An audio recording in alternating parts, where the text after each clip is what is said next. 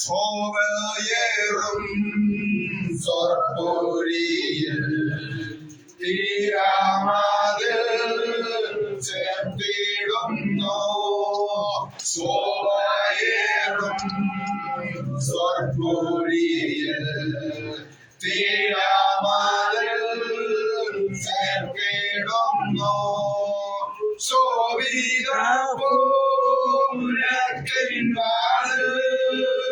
N മുൻപിൽ ഞാൻ കണ്ടിടുന്നു.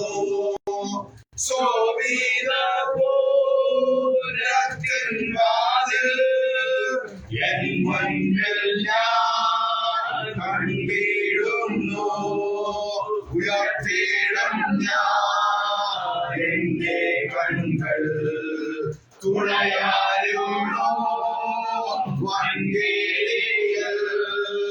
ഉയർത്തിയിടും ഞാൻ എന്റെ കണ്ണുകൾ തുണയാരുള്ളോ വൻകേരിയിൽ. വാനസേന ഗാനം പാടി വാണിടുന്ന സ്വർഗ്ഗസിയോ. വാനസേന ഗാനം പാടി വാണിടുന്ന സ്വർഗ്ഗസിയോ. ധ്യാനിച്ചിടും നേരമെന്റെ മാനസമോ ധിച്ചിടുന്നു. ധ്യാനിച്ചിടും നേരമെന്റെ മാനസമോ ധിച്ചിടുന്നു. ഉയർത്തിയിടും ഞാൻ എന്റെ കണ്ണുകൾ തുണയാരുളും വൻകേരിയിൽ. ഉയർത്തിയിടും ഞാൻ എന്റെ കണ്ണുകൾ തുണയാരുളും വൻകേരിയിൽ. ഹല്ലേലൂയ ഹല്ലേലൂയ ചേർന്നിടും ഞാൻ സ്വർഗ്ഗദേശേ. ഹല്ലേലൂയ ഹല്ലേലൂയ ചേർന്നിടും ഞാൻ സ്വർഗ്ഗദേശേ. ഹല്ലേലൂയ പാടി സർവ കാലവും ഞാൻ വാണിടുക. ഹല്ലേലൂയ പാടി സർവ കാലവും ഞാൻ വാണിടുക. എന്റെ കണ്ണുകൾ വൻകേരിയിൽ എൻ സഹായോ ഭൂമി. അതെ, നമ്മുടെ സഹായം നമുക്ക് വായിച്ച് കർത്താവിനെ മഹത്വപ്പെടുത്താം. വായിച്ച് സഹായിക്കുന്നതായിരിക്കും. അവസാനത്തെ 14-15 വാക്യങ്ങൾ ചേർന്ന് വരുമ്പോൾ നമുക്ക് ഒരുമിച്ച് ചേർന്ന് വായിച്ച് നമ്മുടെ കർത്താവിനെ മഹത്വപ്പെടുത്താം. സമ്പത്ത് നാൾക്കുള്ള ഒരു ഗീതം, ഒരു സങ്കീർത്തനം. യഹോവയ്ക്ക് സ്തോത്രം ചെയ്യുന്നതും അത്യുന്നതനായുള്ളവേ നിന്റെ നാമത്തെ കീർത്തിക്കുന്നതും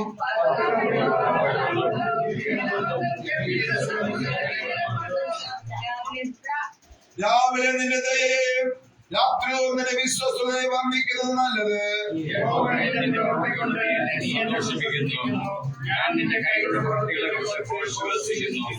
യഹോവേ നിന്റെ പ്രവർത്തനം എത്ര വലിയവയാകുന്നു. നിന്റെ വിചാരണ അത്യന്ത മഹാതമായത് തന്നെ.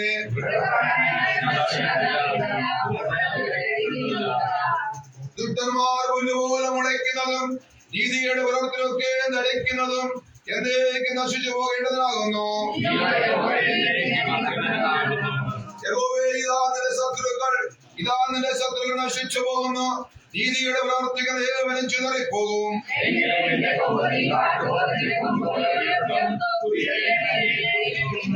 എന്റെ കണ്ണെന്റെ ശത്രുക്കളെ കണ്ട് എന്റെ ചെവി എന്നോട് നിർത്തുന്ന ദുഷ്കർമ്മങ്ങളെ കുറിച്ച് കേട്ട് രസിക്കും.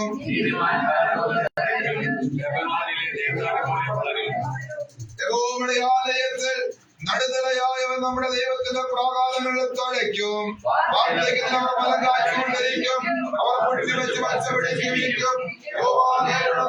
അവന്റെ നമ്മുടെ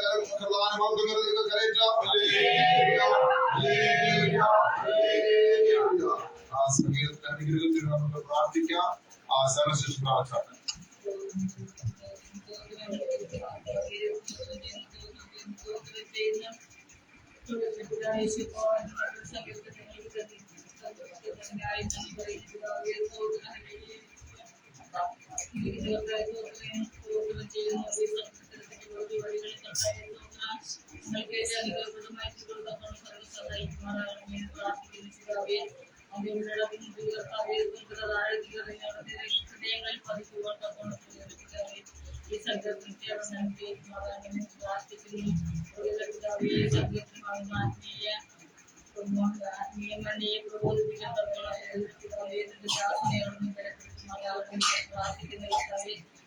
ആവശ്യമാകുന്ന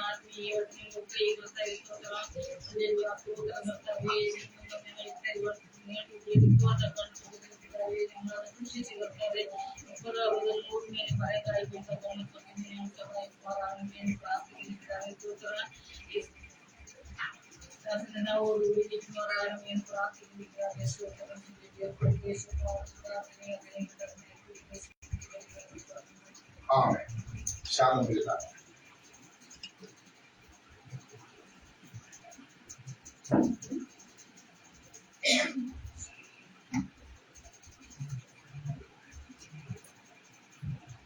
തണുപ്പ് കൂടുതലുണ്ടെങ്കിൽ ഒന്ന് സ്കെയിൽ തന്നാൽ മതി. കംപ്ലീറ്റ് കേട്ടോ. ചൂടാ ചൂട് സീരിയസ് കേട്ടോ.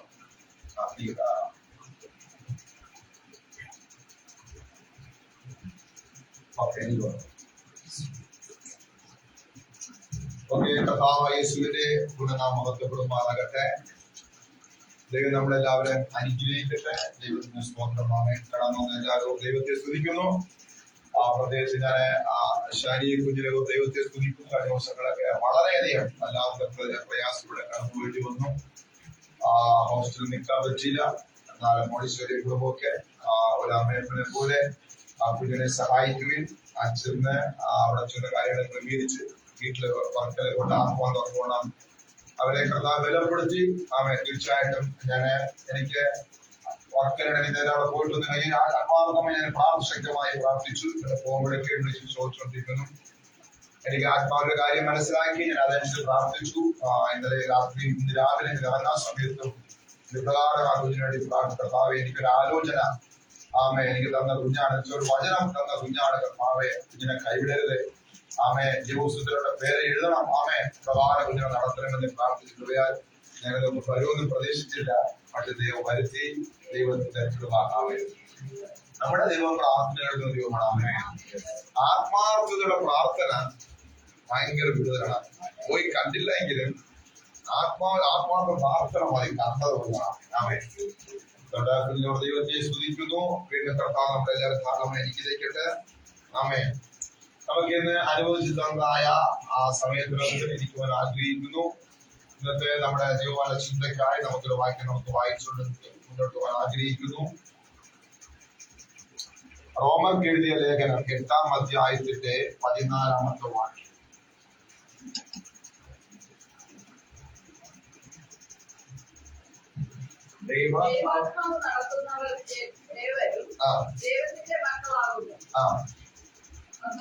ഒറ്റവാക്യം തന്നെ മതി. അവിടെ ഇന്ന് പകൽ സമയം നമുക്ക് ദൈവം തന്നിരിക്കുന്നതായ ആ വാക്തത്വ വചനമാണ്. ദൈവത്തിന്റെ ആത്മാവ് നടത്തുന്ന ഏവരും അല്ലെ, ദൈവത്തിന്റെ ആത്മാവ് നടത്തുന്ന ഏവരും അവരാണ് ദൈവത്തിന്റെ മക്കൾ. മനസ്സിലാകണം. നമുക്ക് ഇതുകൊണ്ട് തന്നെ വ്യക്തമായി ഈ ലോകത്തിലെ ജനത്തിനെ തിരിച്ചറിയാൻ പറ്റുമാമേ. ഈ ലോകത്തിലെ ആരാണ് ദൈവത്തിന്റെ മക്കൾ, ആരാണ് ദൈവത്തിന്റെ മക്കളല്ല. ഒറ്റ വാക്യം വെച്ച് ഇതൊരു സ്കെയിലാണ്, ഇതൊരു മെഷർമെന്റ് ആണ്. നമുക്ക് ദൈവം തരുന്ന ഒരു മെഷർമെന്റ് ആണ്. മക്കളെ, ഇത് വെച്ച് നീ നിന്റെ ജീവിതം കാണുന്നു. നീ അധികം ചോറ് കഴിക്കുകയാണെന്നോ, അയാൾ എവിടെ നിൽക്കുന്നത്, ഏത് സ്റ്റെപ്പിലേക്കുള്ളോ? അപ്പോ ദൈവത്തിന്റെ ആത്മാവ്, പരിശുദ്ധാത്മാവ് വളരെ വ്യക്തമായി പറയുന്നു, ദൈവാത്മാവ് നടത്തുന്നവരാണ് ദൈവമക്കൾ. അതിന്റെ ഓപ്പോസിറ്റ് എന്ന് പറഞ്ഞാൽ അല്ലാത്തവര് ആ ഡ്രോയിൽ വരുന്നില്ല എന്നാണ് എന്റെ അർത്ഥം. അമ്മേ, നമുക്ക് കുറിച്ച് ചിന്തിക്കാം. അമ്മേ, ആവർത്തന പുസ്തകം 30:15 വായിച്ചേട്ടെ. ആവർത്തന പുസ്തകം 30:15. ഇതാ ഞാൻ ഇന്ന് ജീവനും ഗുണവും, ഇതാ ഞാൻ ഇന്ന് ജീവനും ഗുണവും മരണവും ദോഷവും നിന്റെ മുമ്പിൽ വച്ചിരിക്കുന്നു. നമ്മുടെ മുമ്പിലാണ് കർത്താവ് വച്ചിരിക്കുന്നത്. നേരത്തെ വാക്യം അവിടെ നിൽക്കട്ടെ, നമുക്കൊരു അല്പം മാറി വരാം, പിന്നീട് അതുമായിട്ട് കണക്ട് ചെയ്ത് വരുമാമേ. ഇപ്പോൾ ഈ പരിശുദ്ധാത്മാവ് വളരെ വ്യക്തമായി രേഖപ്പെടുത്തിയിരിക്കുന്ന 4 കാര്യങ്ങൾ ഒരു മനുഷ്യന്റെ മുമ്പിൽ, അടുത്ത ദൈവമക്കളെന്ന് അഭിമാനിക്കുന്ന അല്ലെങ്കിൽ ദൈവാത്മാവിനാൽ നടത്തപ്പെടുന്ന ദൈവമക്കളുടെ മുമ്പിൽ 4 കാര്യങ്ങളെ കർത്താവ് വെച്ചിട്ടുണ്ട്. ഏതൊക്കെയാണ് കാര്യങ്ങൾ വായിച്ചോട്ടെ? ഒന്ന് ജീവൻ, ഗുണം, 2 ഗുണം, മരണം, 3 മരണം, ദോഷം, 4 ദോഷം. 4 കാര്യങ്ങൾ ഈ ലോകത്തിൽ മൂക്കിൽ ശ്വാസമുള്ള ഒരു മനുഷ്യന്റെ മുമ്പിൽ ഈ 4 ഘടകവും കർത്താവ് വച്ചിട്ടാണ് ഈ ഭൂമിയിലൂടെ നമ്മളെന്തിനെ ജനിപ്പിച്ചൊക്കെ വിടുന്നത്. ഏത് വേണമെന്നുള്ളത് നിങ്ങൾ സെലക്ട് ചെയ്യണം. അമ്മയുടെ ഉദരത്തുനിന്ന് പുറത്തു വരുമ്പോൾ തന്നെ ആ കുഞ്ഞിന്റെ കയ്യിൽ ഒരു ഫയൽ കൊടുക്കുകയാണ്. എന്താ ഫയല്? ആവർത്തന ഈ വായിച്ച വാക്യാണ്. ഈ വായിച്ച കുറിവാക്യം എന്നൊരു ഫയല് ആ കുഞ്ഞിന്റെ കയ്യിൽ കൊടുത്തിട്ടാ പറഞ്ഞു, മോനെ നീ ജനിച്ചല്ലോ, ഇല്ല ഇതും കൂടെ കയ്യിലിരിക്കട്ടെ. ഇടയ്ക്കിടെ വായിക്കുന്നത് നന്നായി. ഇത് എന്റെ ചിന്തയാണ് അല്ലേ? ഒരു ഫയൽ കൊടുത്തിട്ട് എന്താ ആ ഫയൽ വാക്യം എന്താണ്? 1 ജീവൻ, 2 ഗുണം, 3 മരണം, 4 ദോഷം. 4 കാര്യങ്ങൾ. അമ്മേ, ഇത് ഈ ഫയൽ എന്റെ കയ്യിലുണ്ട്, നിങ്ങളുടെ കയ്യിലും. നിങ്ങൾ അറിയാതെ പോയി ഇന്ന് അറിയണം. നിങ്ങൾ അറിയാതെ പോയി ഇന്ന് നിങ്ങൾ അറിയണം. ആത്മമണ്ഡലത്തിൽ ഈ ഒരു ഫയല് ആമേ നിങ്ങളുടെ കൂടെ കെട്ടിയിട്ടിരിക്കുന്നത് ആത്മീയ കാഴ്ചപ്പാട് നിങ്ങൾക്ക് കാണാൻ പറ്റും. ആമേ, എവിടെ? ആത്മമണ്ഡലത്തിൽ. ആമേ, ആ ഫയൽ നമ്മുടെ ഇടുപ്പിൽ കഥന്തരോ കെട്ടിയിട്ടിരിക്കുന്ന ദൈവസ്വതരാമേ. അതുകൊണ്ട് ഈ 4 ഏത് വേണമെന്നുള്ളത് തീരുമാനിക്കേണ്ടത് നിങ്ങളുടെ ഓരോരുത്തരും ഇഷ്ടമാണ്. മനസ്സിലായല്ലോ? വളരെ വളരെ പ്രധാനപ്പെട്ട കാര്യമാണ് ആമേ. നമുക്ക് ഞാനിതൊക്കെ ചിന്തിക്കുമ്പോൾ കർത്താവ് ഇതൊക്കെ നേരത്തെ പഠിക്കേണ്ടതായിരുന്നു. ആമേ, പഴയ വചനത്തിലൊക്കെ ഇരിക്കുമ്പോൾ കർത്താവ് തരുന്നതായ ആ വചനത്തിന്റെ വെളിപ്പാടാണ് ഞാൻ നിങ്ങളോട് ഷെയർ ചെയ്ത ദൈവത്തിന് സ്വന്തമേ. ഇതൊന്നും ആരോടും പഠിച്ചിട്ടോ അല്ലെങ്കിൽ യൂട്യൂബിൽ നോക്കി ഞാൻ കളക്ട് ചെയ്യുന്ന മെസ്സേജ് ഒന്നും അല്ല. എനിക്ക് അഹങ്കരിക്കുന്നില്ല, കൃപയുടെ ആവശ്യം വരുന്നില്ല. ആമേ, ഞാൻ ദൈവത്തിലെ ചെന്നിരിക്കുമ്പോ കർത്താവ് എനിക്ക് റെഫറൻസ് തരുന്നു.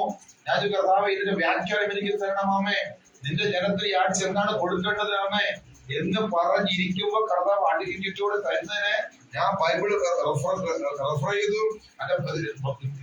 അതങ്ങനെ പഠിച്ച് എന്നിട്ട് നിങ്ങളുടെ മുമ്പിൽ ഞാൻ അവതരിപ്പിക്കുന്ന വില കൊടുത്തിട്ടാണ് ഇത് ഇത്ര പഠിപ്പിക്കുന്നതാമേ.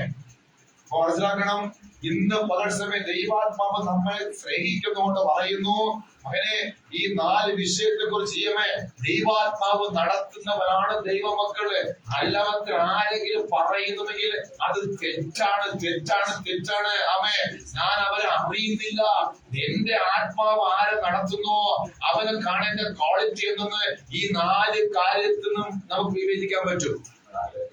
ഈ 4 കാര്യത്തിൽ അവൻ ഏതാണ് സെലക്ട് ചെയ്തിരിക്കുന്നത് അത് നമുക്ക് മനസ്സിലാക്കാൻ പറ്റും. ഇത് ദൈവത്തിന്റെ വൈതലാണ്. ആമേ, ഹല്ലേലൂയ. അപ്പോ ഈ 4 കാര്യത്തിൽ ഏത് വേണമെന്ന് നിങ്ങൾ ഓരോരുത്തരും തീരുമാനിക്കാൻ ആ അധികാരം, ആ സെലക്ഷൻ എന്താണ്? ആ ചോയ്സ് ആണ് അല്ലെ? അത് നിങ്ങൾക്കാണ് തന്നിരിക്കുന്നത്. ആമേ, മനസ്സിലായല്ലോ? ആമേ, അല്ലെ? അതുകൊണ്ടാണ് കർത്താവ് പറയുന്നത് അഹങ്കരിക്കരുത്. അഹങ്കരിക്കരുത്. നമ്മളാരും അയ്യോ എനിക്ക് വേറെ ഒരു വാക്യം വായിച്ചോട്ടെ. സദൃശവാക്യം 18:21. സദൃശവാക്യം 18:21.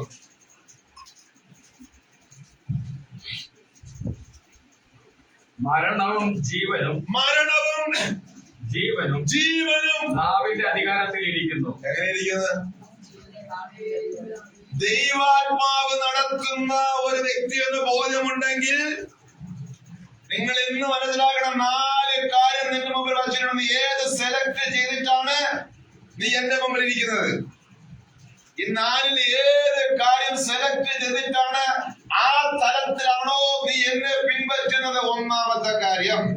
രണ്ടാമത് വീണ്ടും പറയുന്നു, നീ സെലക്ട് ചെയ്തത് നിമിത്തം ദോഷവും സംഭവിക്കാം, ആമേ, എന്തേലും ജയവും സംഭവിക്കാം, ആമേ. അത് ഇവിടെ പറയുന്നു. വായിച്ചേട്ടെ. മരണവും ജീവനും. ഓ ദൈവാത്മാവ് നടത്തുന്ന ദൈവത്തിലെ വീണ്ടും ആത്മാവ് സദൃശ്യവാക്യത്തിൽ രേഖപ്പെടുത്തിയിരിക്കുന്നു. മരണവും ജീവനും നാവിന്റെ അധികാരത്തിലിരിക്കുന്നു. നാവിന്റെ അധികാരത്തിലിരിക്കുന്നു. വാക്യം. അതിൽ ഇഷ്ടപ്പെടുന്നവർ ഏതിനാണ്? അതിന്റെ ഫലം അനുഭവിക്കും. ഏതിനാണ്? ഈ രണ്ട് കാര്യത്തിൽ ഇഷ്ടപ്പെടുന്നവർ അതിന്റെ ഫലം അനുഭവിക്കും. ഈ 2 കാര്യത്തിൽ ഇഷ്ടപ്പെടുന്നവർ അതിന്റെ ഫലം അനുഭവിക്കും. 2. 1 മരണം. നീ മരണമാണ് ഇഷ്ടപ്പെടുന്നുവെങ്കിൽ എന്താ മരണം? അത് അറിയട്ടെ. ഒരു മനുഷ്യന് ഈ ലോകത്ത് 3 മരണമാണ്. ബൈബിൾ പഠിക്കുകയാണ്. അറിയോ? 3 മരണം. 3 മരണം. ഒന്ന്, ആമേൻ, ദൈവത്തിൽ നിന്ന് അകന്നു പോവുകയാണെങ്കിൽ, ദൈവത്തിൽ നിന്ന് അകന്നു പോവുകയാണെങ്കിൽ എന്ന് വെച്ചാൽ ദൈവം പറഞ്ഞ കൽപ്പന അനുസരിച്ച് ജീവിക്കാതെ ആരെങ്കിലും ആയിരിക്കുന്നത്, ആ മനുഷ്യൻ ആത്മീയമായി മരിച്ചിരിക്കുന്നു. ഒന്നാമത്തെ മരണം സ്പിരിച്വൽ മരണം, അല്ലെ? അതിന് നിങ്ങൾ സ്പിരിച്വൽ മരണം, ഒന്നാമത്തെ മരണം സംഭവിച്ചോ? ഈ സ്പിരിച്വൽ മരണം സംഭവിച്ചതിന് കാരണം എന്നറിയുമോ? ഇപ്പോ എനിക്ക് 4 സഹോദരങ്ങളുണ്ടാമേ. എനിക്ക് എന്റെ അപ്പൻ അമ്മയോട് ഇരിക്കട്ടെ. അപ്പൊ ഞാൻ കർത്താവിനെ അറിഞ്ഞു. ഞാൻ കർത്താവിന്റെ കൂടെ സഞ്ചരിക്കുകയാണ്. പെട്ടെന്ന് ആരോ എന്റെ അടുത്തെന്ന് പറഞ്ഞു, നിന്റെ സഹോദരനെ എന്റെ അമ്മ മരിച്ചുപോയി. അപ്പോ ഞാൻ യേശുവിന്റെ കൂടെ നടക്കുകയാണ്. അപ്പൊ കർത്താവിനോട് ഞാൻ പറഞ്ഞു, കർത്താവേ, അമ്മ മരിച്ചുപോയി, ഞാൻ ഒന്ന് പോട്ടെ എന്ന് പറഞ്ഞു. അപ്പോ കർത്താവ് എന്താ അങ്ങോട്ട് പറഞ്ഞു?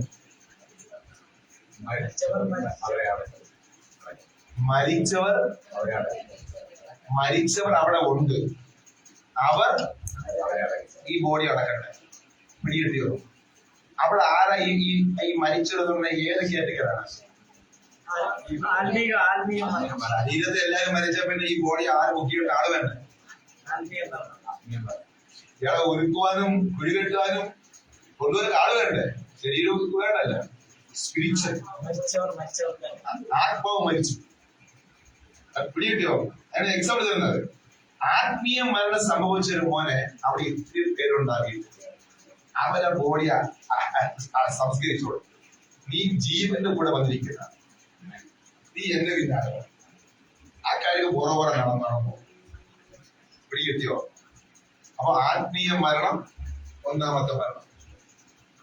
അതിന് മനസ്സിലായോ? മനസ്സിലായിക്കുക. രണ്ടാമത്തെ മരണം ശരീരത്തിലുണ്ടാകുന്ന മരണമാണ്. ഫിസിക്കൽ നമ്മുടെ ശരീരത്തിലുണ്ടാകുന്ന മരണമാണ് രണ്ടാമത്തെ മരണമാണ്. അപ്പോ ആത്മീയ മരണം സംഭവിച്ചാൽ മനുഷ്യൻ ജീവിക്കുമോ? ജീവിക്കും. സോളന്ന് നമ്മുടെ അകത്തെ മനുഷ്യൻ ആത്മീയ മരിച്ചെങ്കിലും ആത്മാവുണ്ട്, ആദ്യത്തെ മനുഷ്യൻ ഉണ്ട്, ദേഹമുണ്ട്, ദൈവമുണ്ട്, അത് ജീവിക്കണം. പക്ഷേ ശാരീരിക മരണം സംഭവിച്ചാൽ ഈ മനുഷ്യന്റെ അവസ്ഥ എന്തായിരിക്കും? ഈ ശാരീരിക മരണം എന്ന് പറഞ്ഞാൽ ആത്മാവും ജീവനും ശരീരത്തിൽ നിന്ന് മാറിയാൽ മാത്രമേ ഡോക്ടർ പറയത്തുള്ളൂ ഇയാളെ കുഴിച്ചിടുവാൻ പാകമായി. ഡോക്ടർ ഒരു തീരുമാനം പറയുന്നത് സോളും പോയി ജീവനും പോയി. ആത്മാവും പോയി, ജീവനും മാറി. അത് ദൈവം പറഞ്ഞ സ്ഥാനത്ത് അതൊക്കെ പോയി. ശരീരം ഡെഡായി. ഈ രണ്ടും മാറാത്തോടത്തോളം കാലം ഈ ശരീരത്തിന് മരണമില്ല. മനസ്സിലായല്ലോ? മനസ്സിലായല്ലോ? ഈ രണ്ടും മാറിയാൽ ശരീരം മരിച്ചതായി ഡിക്ലർ ചെയ്യുന്നു, നമ്മൾ അവരെ കൊണ്ട് കുഴിച്ചുണ്ടാകും. അപ്പൊ ഒന്നാമത്തെ മരണം ആത്മീയ മരണം. അതെന്നോട് സംഭവിക്കുന്നു? ആത്മീയ മരണം കർത്താവിനെതിരെ സഞ്ചരിക്കുന്നവരെല്ലാം ആത്മീയമായി മരിച്ചവരാണ് എന്ന് പറഞ്ഞാൽ കർത്താവിന്റെ വചനത്തിന് വിരുദ്ധമായി, വചനം കേൾക്കാതെ വണ്ണം ജീവിക്കുന്ന എല്ലാവരും ആത്മീയമായി മരിച്ചു. അതാണ് കൃത്യത്തോട് മരിച്ചവർ കോടിക്കണക്കിലുണ്ട്. അവരത് ചുറ്റി എന്റെ പിന്നാലെ. രണ്ടാമത്തെ ശാരീരിക മരണം എന്ന് പറഞ്ഞാൽ ജീവനും ആത്മാവും നമ്മുടെ മാറിക്കഴിഞ്ഞാൽ മാത്രമേ ശാരീരികമായ മരണം സംഭവിക്കത്തുള്ളാമേ. ദൈവത്തിന് സ്തോത്രമാമേ. മനസ്സിലായല്ലോ? ഇനി മൂന്നാമത്തെ മരണം. എന്താ മരണം? മൂന്നാമത്തെ മരണം അതൊക്കെ പറയാമോ? രണ്ട് മരണം ഞാൻ പറഞ്ഞു. മൂന്നാമത്തെ മരണം ഉണ്ടോ? നിത്യമരണം. അത് ഇംഗ്ലീഷ് എന്താ പറയുന്നത്?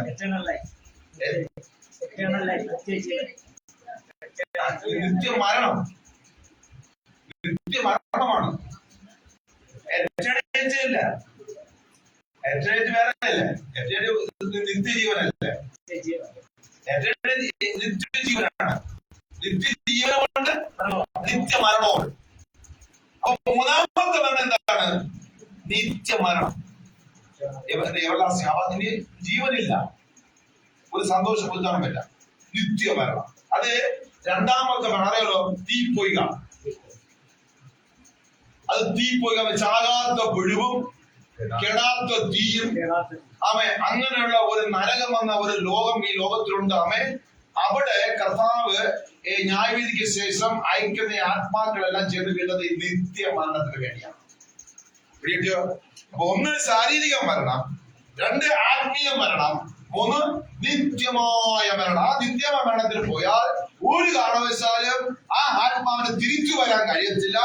അയാൾ തീക്കകത്ത് കിടന്ന് നിത്യബന്ധ ഉരുകിക്കൊണ്ടേയിരിക്കും. അതാണ് നിത്യമരണം. നമുക്ക് ഞാൻ അങ്ങോട്ട് പോകുന്നില്ല. അപ്പൊ മനസ്സിലായല്ലോ? അപ്പോൾ ഇവിടെ വളരെ വ്യക്തമായി പറയുന്നു, ദൈവാത്മാവ് നടത്തുന്ന ഒരു വ്യക്തി അവൻ എങ്ങനെയായിരിക്കണം. നേരത്തെ 4 കാര്യം അവന് കൊടുത്തിട്ടുണ്ട്. നീ അതിൽ ഏത് കാര്യമാണ്, ഏത് വിഷയമാണ് നീ സെലക്ട് ചെയ്ത് ഏതിനെയാണ് നീ എടുത്തുകൊണ്ട് നീ മുന്നോട്ട് പോകുന്നുള്ളത് അവരുടേതായ ഉത്തരവാദിത്തമേ. രണ്ടാമത് വീണ്ടും ആത്മാവ് പറഞ്ഞു, മരണവും ജീവനും നിന്റെ നാവിന്മേലിരിക്കുന്നു. നീ അതിനെ രണ്ടിലും ഏതാണോ നീ ലോകത്തിരിക്കുമ്പോൾ തെരഞ്ഞെടുക്കുന്നത് അതിന്റെ ഫലം അനുഭവിക്കും. ഇനി മരണമാണ് നീ തെരഞ്ഞെടുക്കുന്നതെങ്കിൽ അതിന്റെ ഫലം നിത്യമരണം. ലാസ്റ്റ് മരണമാണ് തിരഞ്ഞെടുക്കുന്നതെങ്കിൽ അതിന്റെ അവസാന ജഡ്ജ്മെന്റ് എന്ന് വരുമ്പോൾ അവിടെ വരുന്നത് നിത്യമരണം. ഇനി ജീവനാണ് തിരഞ്ഞെടുത്ത് യേശുവിനെ സഞ്ചരിക്കുന്നതെങ്കിൽ അത് എറ്റേണിറ്റി, നിത്യജീവൻ. പിടിയോ? എത്ര നന്നായിരിക്കുന്നതാണ്. ഈ ഒരു പദവിക്ക് വേണ്ടിയാണ് നമ്മൾ ഇവിടെയൊക്കെ ത്യാഗം ശ്രമിക്കുന്നത് അല്ലെ? ഈ ഒറ്റപ്പെടുത്തലും ഈ തള്ളി പറയുന്നതൊക്കെ ആ പ്രത്യാശയാണ് നമ്മുടെ പ്രത്യാശ. ദൈവത്തിന്റെ സ്വന്തമാണ്. അതാണ് പറഞ്ഞു, നിങ്ങൾ ഇത്ര സന്തോഷപ്പെടുത്തി ജീവിക്കുന്നതിന്റെ കാരണം ഇതാണ്. കാരണം ഇവിടെ നിന്നൊരു മാറ്റപ്പെടുത്തൽ സകല മനുഷ്യർക്കും ഉണ്ടാമേ. ആ മാറ്റപ്പെടുമ്പോൾ ആ വ്യക്തി ഏത് രാജ്യത്താണ്, ഏത് ലോകത്തായിരിക്കുന്നുണ്ട്, ഒന്നീല സ്വർഗത്തിൽ അല്ലെങ്കിൽ നരകത്തിലാണ്. ആ സ്വർഗീയ പരദേശാലിൽ ചെല്ലുമ്പോൾ ഏറെ പ്രത്യാശ ഉള്ളതുകൊണ്ടാണ് സന്തോഷത്തോടെ നിങ്ങളുടെ മുമ്പിൽ മധുര ശുശ്രൂഷിക്കുന്നത് അല്ലെ? പറഞ്ഞാട്ടെ. ഇനി റോമർ 8:13. റോമർ 8:13. ഇനി എന്തുകൊണ്ടാണ് മരണം തിരഞ്ഞെടുക്കാൻ വേണ്ടി വേറെ ഒരു കാര്യം ചെയ്യണ്ട? നിത്യമരണം അല്ലെങ്കിൽ മരണം തിരഞ്ഞെടുക്കണമെങ്കിൽ ഒരു കാര്യം ചെയ്യണ്ട. ഇങ്ങനെ ഒരു കാര്യം ചെയ്താൽ എന്താണ്? നിങ്ങൾ ജഡത്തെ കേട്ടോ, നിങ്ങൾ ജഡത്തെ അനുസരിച്ച് ജീവിക്കുന്നു എങ്കിൽ മരിക്കും നിശ്ചയം. നിങ്ങൾ ജഡത്തെ അനുസരിച്ചാണ് ജീവിക്കുന്നതെങ്കിൽ നിശ്ചയം മരിക്കും. അത് പറഞ്ഞത് ഈ മരണത്തിനാണ്, നീ തെരഞ്ഞെടുത്ത മരണം. അപ്പൊ ജഡപ്രകാരം നിങ്ങൾ ജീവിക്കുകയാണെങ്കിൽ ആ വ്യക്തി എങ്ങനെ സഞ്ചരിക്കുന്നത്? നിത്യ മരണത്തിന് ഓഗിക്കാരായി ആ മകൻ സഞ്ചരിക്കുന്നത്. അത് ശരി, മനസ്സിലായല്ലോ? അപ്പൊ എന്തിരുന്നോ? ജീവിക്കുന്നു എങ്കിൽ എന്നാൽ ജീവിക്കുന്നുവെങ്കിൽ ആത്മാവിനാൽ ശരീരത്തിന്റെ പ്രവൃത്തികളെ മരിപ്പിക്കുന്നു എങ്കിലോ അങ്ങനെ നിങ്ങൾ എന്തെന്ന് പറഞ്ഞാൽ ആത്മാവിനാൽ എന്ന് വെച്ചാൽ അപ്പൊ ദൈവാത്മാവ് നടത്തുന്നവൻ അല്ലെ ഏവനും ദൈവമക്കളെന്ന് വിളിക്കപ്പെടുന്നു. അങ്ങനെ ആത്മാവിനാൽ നടത്തിക്കുന്ന വ്യക്തി എന്ത് ചെയ്യണം? അവൻ ആത്മാവിനാൽ ജീവനെ തിരഞ്ഞെടുക്കുന്നുവെങ്കിൽ ആത്മാവിനാൽ ശരീരത്തിന്റെ പ്രവൃത്തികളെ ആത്മാവിനാൽ ഈ ശരീരത്തിന് നെഗറ്റീവ് വശങ്ങളെ നിങ്ങൾ ഫേസ് ചെയ്യുന്നുവെങ്കിൽ മരിപ്പിക്കുന്നു എങ്കിലോ നിങ്ങൾ ജീവിക്കും. നിങ്ങൾ എറ്റേണിറ്റിയിലോട്ട് കടന്നു വരുന്ന ദൈവത്തിന് സ്തോത്രം. മനസ്സിലാകുന്നുണ്ടോ? അപ്പൊ നേരത്തെ പറയുന്ന മരണവും ജീവനും നിങ്ങളുടെ നാവിലിരിക്കുന്ന സെലക്ഷൻ നിങ്ങളുടെ കയ്യിരിക്കുന്നു. മരണത്തിലാണ് ജീവിക്കണമെന്നുണ്ടെങ്കിൽ ഒരു കാര്യം വേണ്ട, ജഡം പറഞ്ഞ പോയാൽ മതി. ആ നിത്യ നരകയിലേക്ക് ചെന്ന് നിത്യമാർഗത്തിലേക്ക് പോകും. പക്ഷെ ആത്മാവ് നിന്നെ അന്ന് തിരുത്തി ജഡത്തിന് നീ കീഴ്പ്പെടരുത്. ആത്മാവിനെ നീ ജഡത്തിനെ കീഴ്പ്പെടുത്തിക്കൊണ്ട് മെരുക്കി കൊണ്ടുവന്ന് ആത്മാവിനെ ഇഷ്ടം നീ ചെയ്യുന്നുവെങ്കിൽ നിത്യജീവന്റെ അവകാശിയായി. എത്ര ഭാഗ്യമായിരിക്കും നാമേ. ഒരു കാര്യം പറഞ്ഞാട്ട് ഇനി ഫിലിപ്പിയർ 2:13 വായിച്ചാട്ടെ.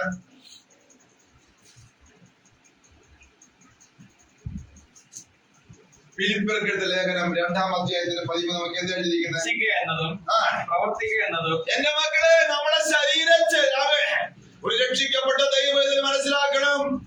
നമ്മൾ ഇച്ഛിക്കുക എന്നതും പ്രവർത്തിക്കുക എന്നതും നിങ്ങളിൽ ദൈവമല്ലോ. കണ്ടോ? നമ്മുടെ ഒരു ദൈവ വൈതന്റെ ജീവിതത്തിൽ ആത്മാവിനാൽ നയിക്കപ്പെടുന്ന ഒരു ദൈവ വൈതന്റെ ജീവിതത്തിൽ എന്തെങ്കിലും ഇച്ഛിക്കുന്നുവെങ്കിൽ അത് ആരായിരിക്കണം? കാരണമായിരിക്കണം. പരിശുദ്ധാത്മാവിന് ഇഷ്ടമായിരിക്കണം. അതാണ് ഇച്ഛിക്കുന്നത്, പ്രവർത്തിക്കുന്നത്. നിങ്ങളെ ഇച്ഛിച്ചിട്ട് എന്തെങ്കിലും നിങ്ങൾ പ്രവർത്തിക്കാൻ ആഗ്രഹിക്കുന്നെങ്കിൽ അത് ദൈവമല്ലയോ ചെയ്യേണ്ടത്? ദൈവമല്ലോ തിരുവുള്ളമുണ്ടായിട്ട് പ്രവർത്തിക്കുന്നു. ദൈവമല്ലോ അവന്റെ മനസ്സ് നിന്റെ മേൽ വന്നത് കൊണ്ട് നിന്നെ നല്ല കാര്യങ്ങളെ ചെയ്യിപ്പിക്കുന്നത്.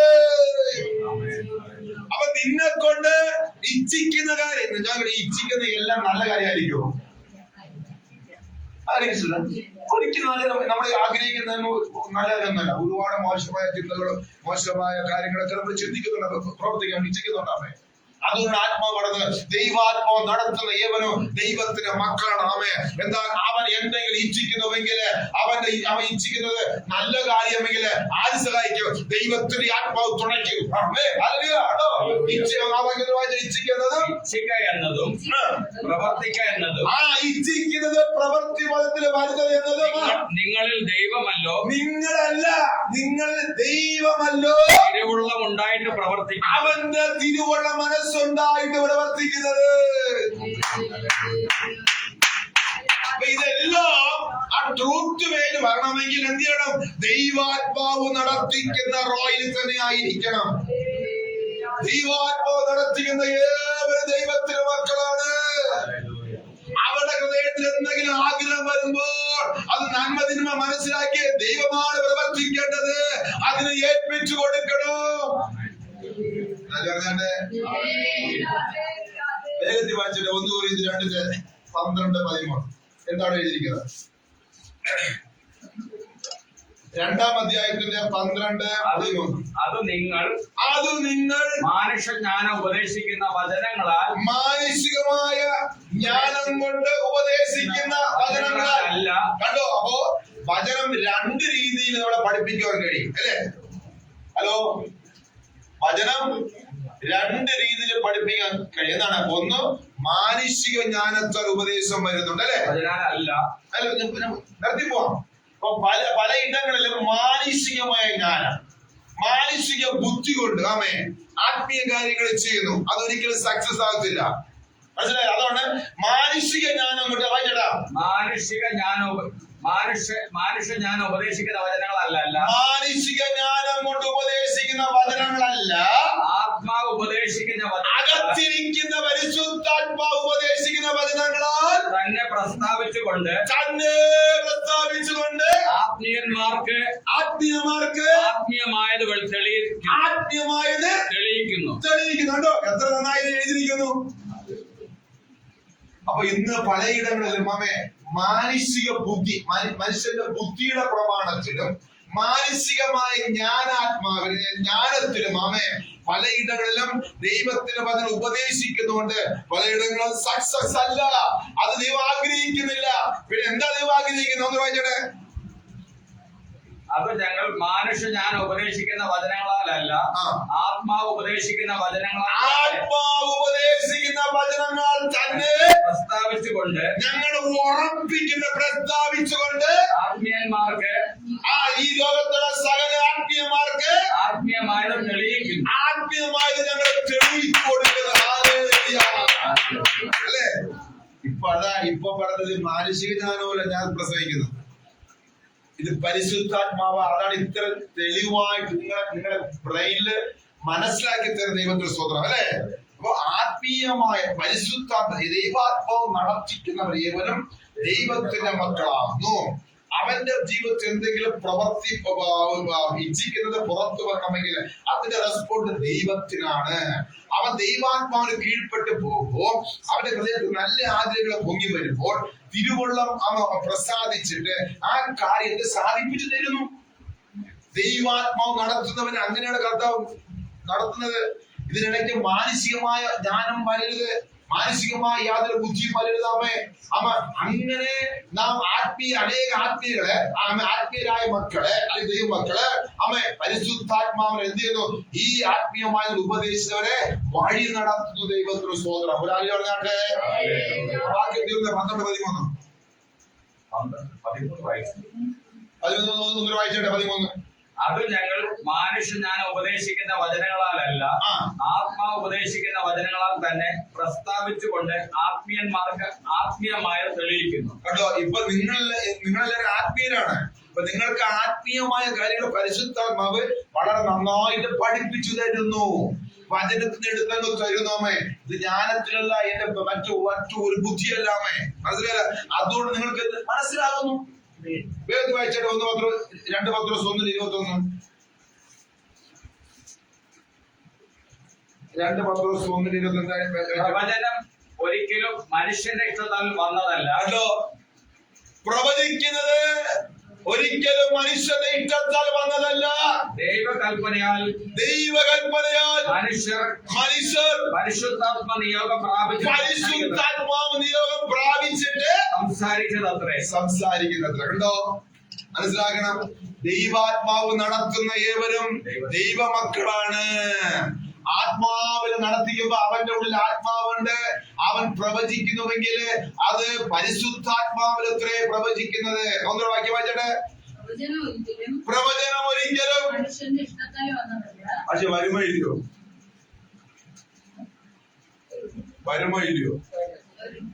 ഇന്ന് വന്നോണ്ടിരിക്കുകയാണ്. വരത്തില്ലേ? ആത്മാവ് കൊടുക്കാത്ത എത്രയോ പ്രവചനം വരുന്നുണ്ട്. ഇല്ല ബ്രദറെ? അതാണ്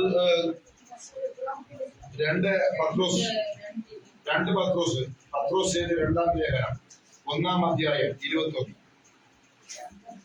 ഒന്ന് വായിച്ചു ബ്രദറെ. പ്രവചനം ഒരിക്കലും പ്രവചനം മനുഷ്യന്റെ ഇഷ്ടത്താൽ വന്നതല്ല, ദൈവകൽപ്പനയാൽ, അത് ദൈവത്തിന്റെ ആത്മാവിന്റെ കൽപ്പനയാൽ മനുഷ്യർ പരിശുദ്ധാത്മാവ് നിയോഗം പ്രാപിച്ചിട്ട് സംസാരിക്കുന്നത് അത്രേ. അപ്പൊ പ്രവചനം എന്ത് ചെയ്യോ? ദൈവാത്മാവിന്റെ നിയോഗത്തിലും പ്രവചിക്കുന്നുണ്ട്, ബുദ്ധി നേരെ മാനുഷികമായ ജ്ഞാനത്തിലും പ്രവചിക്കുന്നുണ്ട്. ഇത് രണ്ടും നമ്മൾ മനസ്സിലാക്കണം. ഇത് നമ്മൾ വിവേചിച്ചില്ലെങ്കിൽ നമ്മൾ കെണിയിൽ അകപ്പെട്ടു പോകും. പ്രവചനം വിവേചിക്കാൻ കൃത്യമായിട്ട് നല്ല മെഷർമെന്റ് കർത്താവ് തന്നിട്ടുണ്ട്. ഏത് പ്രവചനം എങ്ങനെയാണെന്നുള്ളത് കൃത്യമായി വിവേചിക്കുവാൻ പരിശുദ്ധാത്മാവ് വചനത്തിലൂടെ തന്നിട്ടുണ്ടാമേ. ഞാൻ പറഞ്ഞിട്ടുണ്ട്, എന്ത് പ്രവചനമായിരുന്നാലും ശരി, പ്രവചനത്തിനകത്ത് 3 കാര്യം ഉണ്ടായിരിക്കണം. ഏത് കാര്യം? പ്രവചിക്കുന്ന നിങ്ങൾ എങ്ങനെ പ്രവചനം തിരിച്ചറിയും? പ്രവചനത്തിനകത്ത് 3 കാര്യം ഉണ്ടായിരിക്കണം. എന്താ 3 കാര്യം? പ്രവചനം തിരിച്ചറിയണമെങ്കിൽ 3 കാര്യം വേണം. ആർക്ക് പറയാൻ പറ്റുമോ? പറഞ്ഞൂടാ. പ്രവചനം തിരിച്ചറിയണമെങ്കിൽ 3 കാര്യം. 1, പാപത്തെ കുറിച്ചും നീതിയെ കുറിച്ചും ന്യായവിധിയെ കുറിച്ചും. ഇത് 3ഉം പ്രവചനത്തിനകത്ത് വരണം. പിടികിട്ടിയോ? പാപത്തെ കുറിച്ചുള്ള ദൂത് വരണം, നീതിയെ കുറിച്ചുള്ള ദൂത് വരണം, പിന്നെന്താ? നീ മാനസാന്തരപ്പെട്ടില്ലെങ്കിൽ നിങ്ങൾക്ക് അത് സംഭവിക്കും, അല്ലേ? പിടികിട്ടിയോ? അപ്പൊ ഒരു മനുഷ്യൻ പ്രവചിക്കുമ്പോ വിവേചിക്കണം. 5 മിനിറ്റ് പ്രവചിക്കുമ്പോ അതിനകത്ത് എവിടെയെങ്കിലും ഒരു പോയിന്റ്സ് വരും ഉറപ്പാ. നന്നായിട്ടറിയാം മാമേ. ഞങ്ങളുടെ ഒരു സ്ഥലത്ത് പോയി പ്രസംഗിക്കാൻ ശുശ്രൂഷയ്ക്ക് പോയപ്പോൾ അവര് വിളിച്ചത് ഒരു കാര്യത്തിനായിരുന്നു. അവരെ വിളിച്ചത് ഭൗതികമായ ചില വിഷയത്തിന് വേണ്ടിയായിരുന്നു. അതിനുവേണ്ടി പ്രാർത്ഥിക്കാനാണ് വിളിച്ചത്. അവരുടേതായ ഒരു ബ്ലസ്സിംഗ്, ഭൗതികമായ ഒരു കാര്യത്തിന് പ്രാർത്ഥിക്കാൻ വിളിച്ചു. മാസ്റ്റർ പറഞ്ഞ ഞങ്ങളുടെ മക്കൾക്ക് വേണ്ടി പ്രാർത്ഥിക്കണം, ഇന്ന കാര്യങ്ങൾ കേട്ടെന്ന് പറഞ്ഞു. ശരി, പ്രാർത്ഥിക്കാം. അവിടെ ചെന്നപ്പോ അന്യഭാഷയെ കേടി പ്രാർത്ഥിച്ച് അന്യഭാഷ പ്രാർത്ഥിച്ചപ്പോ അത് നേരെ പ്രവചനാത്മാവായിട്ട് വന്നിട്ട് നേരെ ആരാണ് വിളിച്ച അയാളുടെ നേരെ ആത്മാവ് വിരലിച്ചുകൊണ്ടി. പ്രാർത്ഥനയിൽ വിളിച്ച വ്യക്തിയുടെ ഞങ്ങളെ അയാളുടെ നേരെ ആത്മാവ് വിരലുണ്ട്. നിന്റെ ആദ്യ സ്നേഹം എവിടെയാ ചോദിച്ചു? നിന്റെ ആദ്യ സ്നേഹം എവിടെയാ ചോദിച്ചു? ഇയാളെ പോലും പ്രതീക്ഷയില്ല. ദൈവത്തെ പറ്റിയും ബ്രദർ ആർക്കും കഴിയത്തില്ല. പടം കാണിക്കുന്നത് നമ്മുടെ വിശ്വാസം. പടം കാണിച്ചുള്ള ഒന്നും നടക്കത്തില്ല. അഗ്നിജ്വാലയ്ക്ക് തക്ക ദൈവം ഉണ്ടാമേ. ആ അപ്പനും അമ്മ ഇവിടെ താല്പര്യത്തോടെ ഞങ്ങളെ വിളിച്ചത്. പക്ഷെ പ്രാർത്ഥന തുടങ്ങി ആത്മ കഴിഞ്ഞപ്പോൾ അന്യഭാഷയെ സ്തുതിച്ചു തുടങ്ങിയപ്പോൾ പെട്ടെന്ന് ആത്മാവ് മകനെ, രാജ്യസ്നേഹം എവിടെ? നീ എന്റെ ശരീരത്തെ ഉടമ്പടി എവിടെ? ഞാൻ നിന്നെ ഇത്രത്തോളം കൊണ്ടുവന്നില്ലേ? എവിടെ പോയി തീരുമാനം? നീ ആ ഉടമ്പടിയിൽ മടങ്ങി വരുമെങ്കിൽ ഞാൻ ചെയ്ത വാഗ്ദത്തങ്ങൾ ഞാൻ നിവർത്തിച്ചു. എങ്ങനെ ഇരിക്കുന്നത്? ഇനി മാനസികമാണെങ്കിൽ പ്രവചിക്കാം. വിശേഷ മക്കളുടെ യാത്ര മക്കൾക്ക് വേണ്ടി ആ കുഞ്ഞുങ്ങളെ അനുഗ്രഹിക്കണം. നീ വിദേശത്ത് പോവും, കൃത്യമായി പോവും, അവിടെ എത്തും. അങ്ങനെ മാനസിക ബുദ്ധിന് വേണമെങ്കിൽ അവരെ പ്രസാദിപ്പിക്കുന്ന രീതിയിൽ ശുശ്രൂഷ ചെയ്തിട്ട് നല്ല സാമ്പത്തിക നന്മ കൊടുക്കുന്ന ടീമുകളാണ്.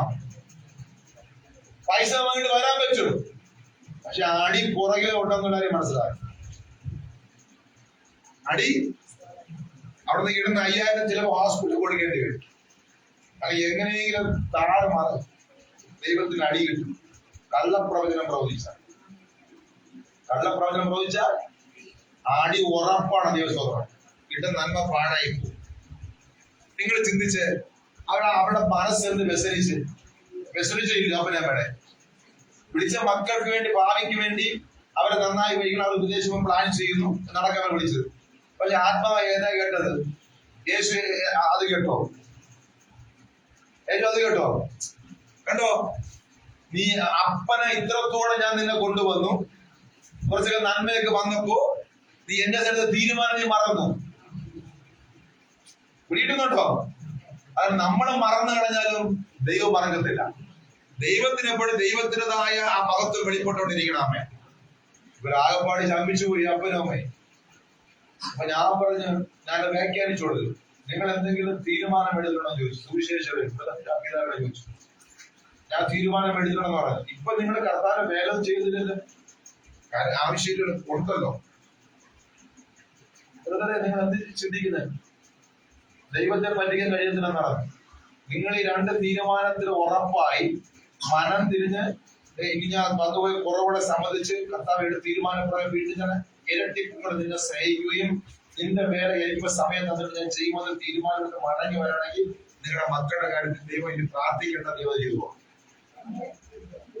അതിനുവേണ്ടി പ്രാർത്ഥിക്കണ്ട. ഈ പടി ശരിയാക്കിയാൽ മതി, ആ പടി ശരിയാവും. ഒന്നാമത്തെ പടി പൊളിഞ്ഞു കിടന്ന് രണ്ടാമത് എങ്ങനെ കയറാൻ പറ്റും? ഒന്നാമത്തെ പടി പൊളിഞ്ഞു കിടക്കണം, ചവിട്ടി കിട കാല് മുറിയും. രണ്ടാമത്തെ പടി നന്നാണെങ്കിൽ അത് ഒന്നാമത്തെ പടി ഇപ്പൊ പൊളിഞ്ഞു കിടന്ന് ശരിയാക്കാൻ പാടില്ല. പക്ഷെ അന്ന് മുതൽ ഞാൻ അറിഞ്ഞു, ഞാനങ്ങ് ഇതിനവരെന്നെ വിളിച്ചില്ല, ഞങ്ങളെ വിളിച്ചില്ല. വിളിക്കാതെന്തുകൊണ്ടാ? വിളിക്കാതെന്തുകൊണ്ട്? അതിന്റെ മനസ്സിലാവാൻ ശരി തന്നെ. ഇവരുടെ രഹസ്യങ്ങളെ വെളിപ്പെടുത്തി മനുഷ്യന്മാരും അതാ ഞാൻ പറഞ്ഞത്.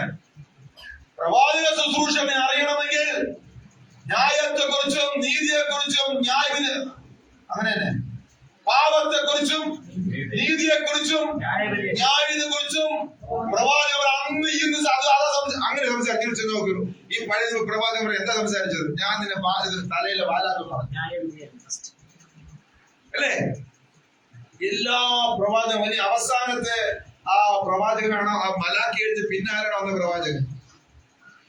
മലാക്കി എഴുതിയത് യേശു ശക്തരെ പ്രവാചകനാണ്.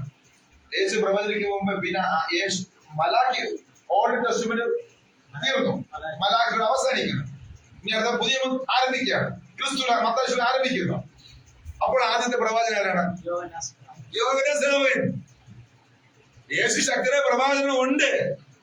പക്ഷെ പ്രവചനാത്മാവ് എപ്പോഴാ പുറത്തു വന്നത്? ശ്രാവകനെ പ്രവചിച്ചത്. ഒരു കൂട്ടം ആത്മാക്കൾ എവിടെ വന്നിരിക്കുന്നു? ശ്രാവകനെ യോർദാൻ നദിയിൽ സ്നാനം കൊടുത്തോണ്ടിരിക്കുക. അപ്പൊ സ്നാനം കൊടുത്തിരിക്കുമ്പോ ഒരു കൂട്ടം യഹൂദന്മാർ അവിടെ വന്നു സ്നാനം എടുക്കാൻ. അപ്പൊ യേശു എന്താ പറഞ്ഞത്? യേശു എന്താ പറഞ്ഞത്? അണലി സന്തതികളെ. അങ്ങനെയാണ് എന്താണ്? അണലി സർപ്പം പറഞ്ഞത് പെട്ടതല്ലേ? എനിക്ക് തോന്നുന്നു അണലി ഞാൻ എന്താ പറയുന്നത്? ഉറങ്ങാണോ? സർപ്പസന്തതികളെ വരുവാനുള്ള കോപത്തെ പുതിയ നിയമത്തിൽ ആദ്യത്തെ പ്രവാചകനാരാ? പറഞ്ഞത് യോഹന്നാൻ. സ്നാനം കൊടുത്തോണ്ടിരിക്കുമ്പോ ശ്രാവനുള്ള സ്നാനം കൊടുത്തോണ്ടിരിക്കുന്നത്. ശ്രാവന് സ്നാനം കൊടുത്തോണ്ടിരിക്കുമ്പോൾ എന്ത് പറ്റുന്നു? യഹൂദന്മാരെ സ്നാനം എടുക്കാൻ വന്നു. ആമേൻ. അപ്പോഴാണ് ശ്രാവകൻ പറഞ്ഞത്, എന്താ പറഞ്ഞത്? സർപ്പസന്തതികളെ. അടി കിട്ടും പലയിടത്തും പോണം ചോദിച്ചിട്ട് ഞാൻ വന്ന് നേരെ വന്ന് നിങ്ങൾ ആരെന്ന് പറഞ്ഞ ഇഷ്ടപ്പെടിയ വാക്ക് ആദ്യമായിട്ട് വന്നു കയറി നിങ്ങളുടെ വീട്ടിൽ സർപ്പസന്ധി എന്നൊരു വാക്ക് പറഞ്ഞ ബ്രദറെ നിങ്ങൾക്ക് അത് ഇഷ്ടപ്പെടുക. നിങ്ങൾ എന്നെ അന്ന് എന്ത് അഗ്നികേരിക്കത്ത് പോയി പണിവാക്കാമോ? പക്ഷേ ആദ്യത്തെ പ്രവാചക ശ്രാവകം എന്ന് പറയുന്നു സർപ്പസന്തതികളെ വരുവാനുള്ള കോപത്തെ ഒഴിഞ്ഞ് ഓടിപ്പോകുവാൻ നിങ്ങൾക്ക് ഉപദേശം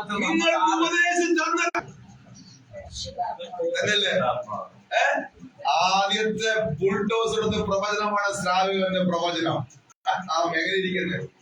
അപ്പൊ പ്രവചനം നമ്മൾ വിവേചിക്കണമെങ്കിൽ ഈ 3 കാര്യങ്ങളെ 5 മിനിറ്റ് സംസാരിക്കുമ്പോൾ അതിനകത്ത് ഏതെങ്കിലും ഒരു പോയിന്റ്സ് കയറി വരും. ആമേ.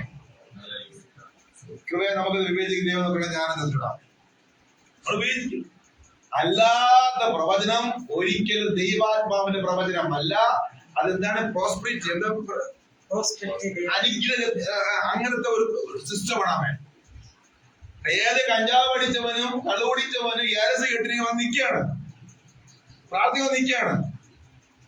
നിന്നെ അമേരിക്കയിലൊക്കെ ദൈവം അയക്കാൻ പോകും. നിന്നെ അനുഗ്രഹിക്കുന്നത് കേട്ടോ. നിന്റെ കുടുംബത്തിൽ അനുഗ്രഹിക്കും. നീ ഇവിടെ പ്രാർത്ഥനയ്ക്ക് വരണം. ഇതാണ് പ്രവചനം. ആ മനുഷ്യന്റെ കൊടിയ പാപം കിടക്കുകയാണ്. അയാള് ശരി, ഞാനിവിടെ വരാം, എന്റെ കർത്താവ് അനുഗ്രഹിക്കുന്നു. പക്ഷെ അത് വേറെ തരത്തില് ഒരു പ്ലസ് പോയിന്റ് ആണ്, ഒരു തരത്തില്. പക്ഷെ എല്ലാവർക്കും അത് എഫക്ട് ചെയ്യത്തില്ല. തിരിച്ച് പ്രാർത്ഥനയ്ക്ക് വരികയാണെങ്കിൽ തിരിച്ചെത്തിയാണ് അവന്റെ പാപത്തെ കുറിച്ച് ബോധ്യം കൊടുത്തില്ല എങ്കിൽ അത് നഷ്ടപ്പെട്ടു. അത് കാരണമായി. ഇവിടെയാണ് ഒരു അങ്ങനെ വ്യക്തി വരാണെങ്കിൽ ആദ്യം നമുക്ക് അങ്ങനെ പറയാം, ദൈവത്തിന് അനുഗ്രഹിക്കും. നീ എന്ത് ചെയ്യണം? എല്ലാ ദിവസവും പ്രാർത്ഥനയ്ക്ക് വരണം. ഫസ്റ്റ് ടോസ് ഇട്ട് കൊടുക്കും. അടുത്ത ദിവസം എന്ത് പറയും? ബ്രദറെ, ഇനി മദ്യപിക്കരുത്. പറയണ്ടേ സിസ്റ്റർ? കണ്ടോ? മദ്യപിക്കരുത്. പക്ഷേ നിർത്താൻ വരുന്നത് നിങ്ങൾ പ്രാർത്ഥനയ്ക്കുക, നമുക്ക് പ്രാർത്ഥിക്കാം. വീണ്ടും വരും, നമ്മളെന്ത് ചെയ്യാം? അടുത്ത് പറയും. പിന്നെ നമ്മളെന്ത് ഉപവസിക്കാൻ പ്രാർത്ഥിക്കാൻ ഇയാൾ വിളിക്കും. ദൈവത്തിന് ഹിതമുള്ള ആളാണെങ്കിൽ അയാൾ വരും.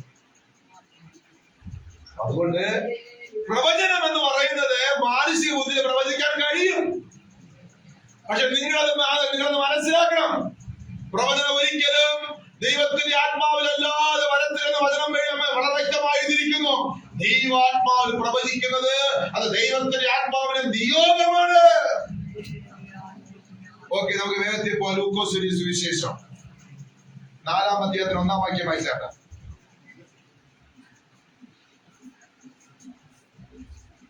യേശു പരിശുദ്ധാത്മാവ് നിറഞ്ഞവനായി. അതോ രണ്ടാമത് യേശു പരിശുദ്ധാത്മാവ് നിറഞ്ഞവനായി യോർദാൻ വിട്ടു മടങ്ങി.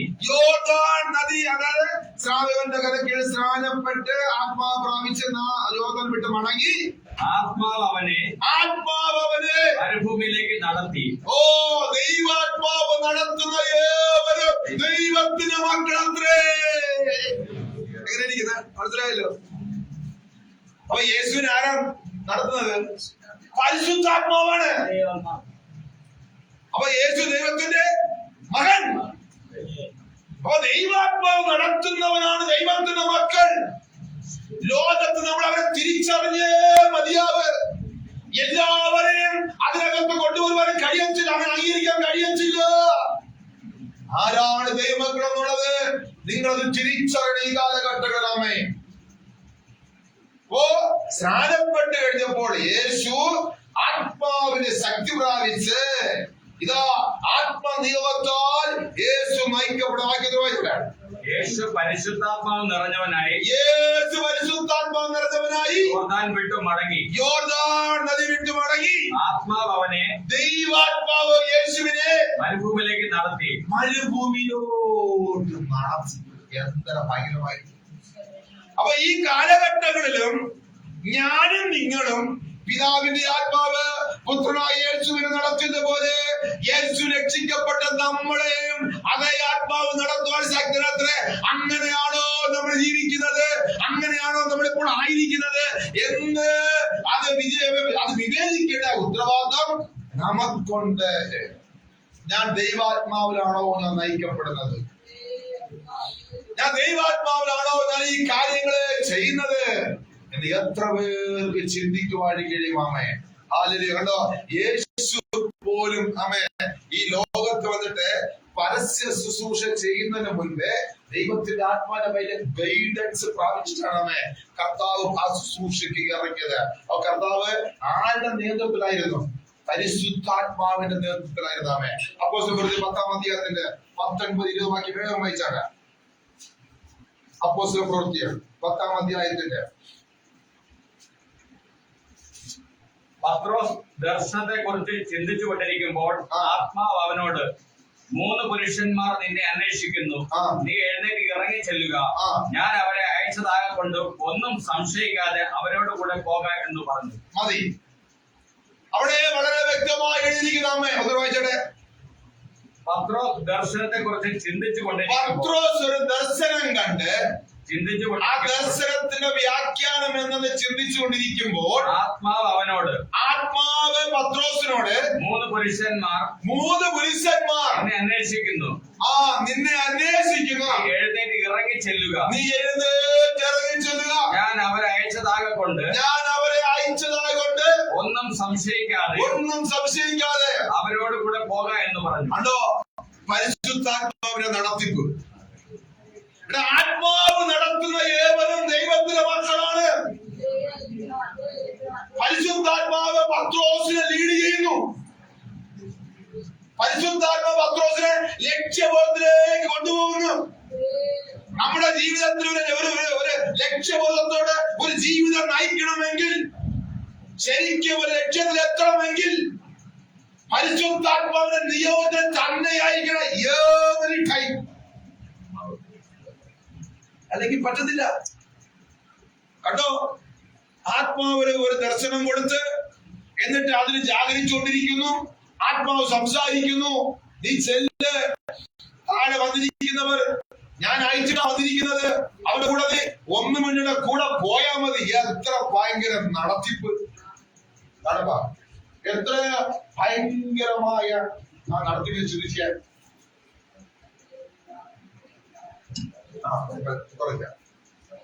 മനസ്സിലായോ? അപ്പൊ ദൈവാത്മാവ് നടത്തുന്ന ഏവരും ദൈവത്തിന്റെ മക്കളായി തീരും. ആമേൻ.